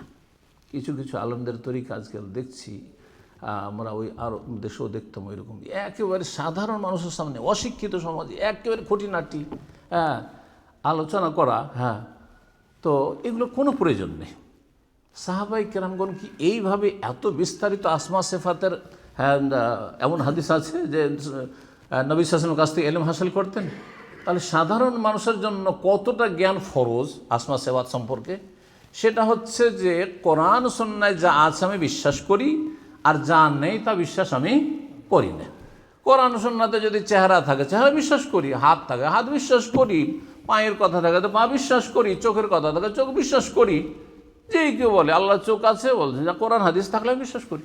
বুঝলে, আবু বকর সিদ্দিক রাদিয়াল্লাহু তাআলা আনহুকে কাফেররা বিভ্রান্ত করতে গিয়ে মেরাজের পরে গিয়ে সকালবেলা কি বলছে, যারে জানো জানো তোমার সঙ্গে কি বলছে, আর এতদিন তো দুনিয়ার এই জমিনের কথা বলতে, এখন আকাশের কথা বলছে, নাকি আকাশে গিয়েছে আর 7 আকাশের উপর গিয়েছে। সম্ভব? কেন ওই কথা বলতে গেছে? যে একে যদি ফিরিয়ে নিতে পারে সব ফিরে যাবে, একে ফিরিয়ে নিতে পারলে হলো, মুরতাদ করতে পারলে কাজ হয়ে গেল। তখন আবু বকর সিদ্দিক রাদিয়াল্লাহু তাআলা আনহু কি বলেছেন, না এটা বিশ্বাস করা যায় না, না আমি বিশ্বাস করি, এ কথা বলেছেন। কি বলেছেন? আমার নবী বলেছেন এই কথা? বলছে হ্যাঁ বলেছেন। যদি তিনি বলে থাকেন তো আমি বিশ্বাস করি, আমি প্রথম বিশ্বাস করি। ফানা ওয়াল মুসাদ্দিক, আমি প্রথম বিশ্বাস করি। ব্যাস এতটাই যথেষ্ট। যে কোরআন সুন্নায় যদি থাকে তো আমি বিশ্বাস করি, আর যদি না থাকে তো বিশ্বাস করি না। যথেষ্ট আপনাদের জন্য। আর এর অতিরিক্ত যদি জ্ঞান অর্জন করেন তখন ফরজে কিফায়া অথবা মুস্তাহাব। জি, আল্লাহ তৌফিক দান করুন। জি, জাযাকুমুল্লাহ খাইর। এখানে তাহলে আলোচনা শেষ করা যাক। মজলিসের কাফারা পড়ি। সুবহানাকা আল্লাহুম্মা বিহামদিকা আশহাদু আল্লা ইলাহা ইল্লা আনতা আস্তাগফিরুকা ওয়া আতুবু ইলাইক। বোনেরা, পর্দার আড়ে যারা রয়েছেন তাদের জন্য দোয়া করি, আল্লাহ তাদেরকে জাযায়ে খায়ের দান করেন, আল্লাহ তাদের হেফাজতে রাখেন, পারিবারিক সুখ শান্তি দান করেন, ছেলে মেয়ে স্বামীর সাথে আল্লাহ যেন সুখে শান্তিতে আল্লাহ জীবনযাপন করার তৌফিক দান করেন।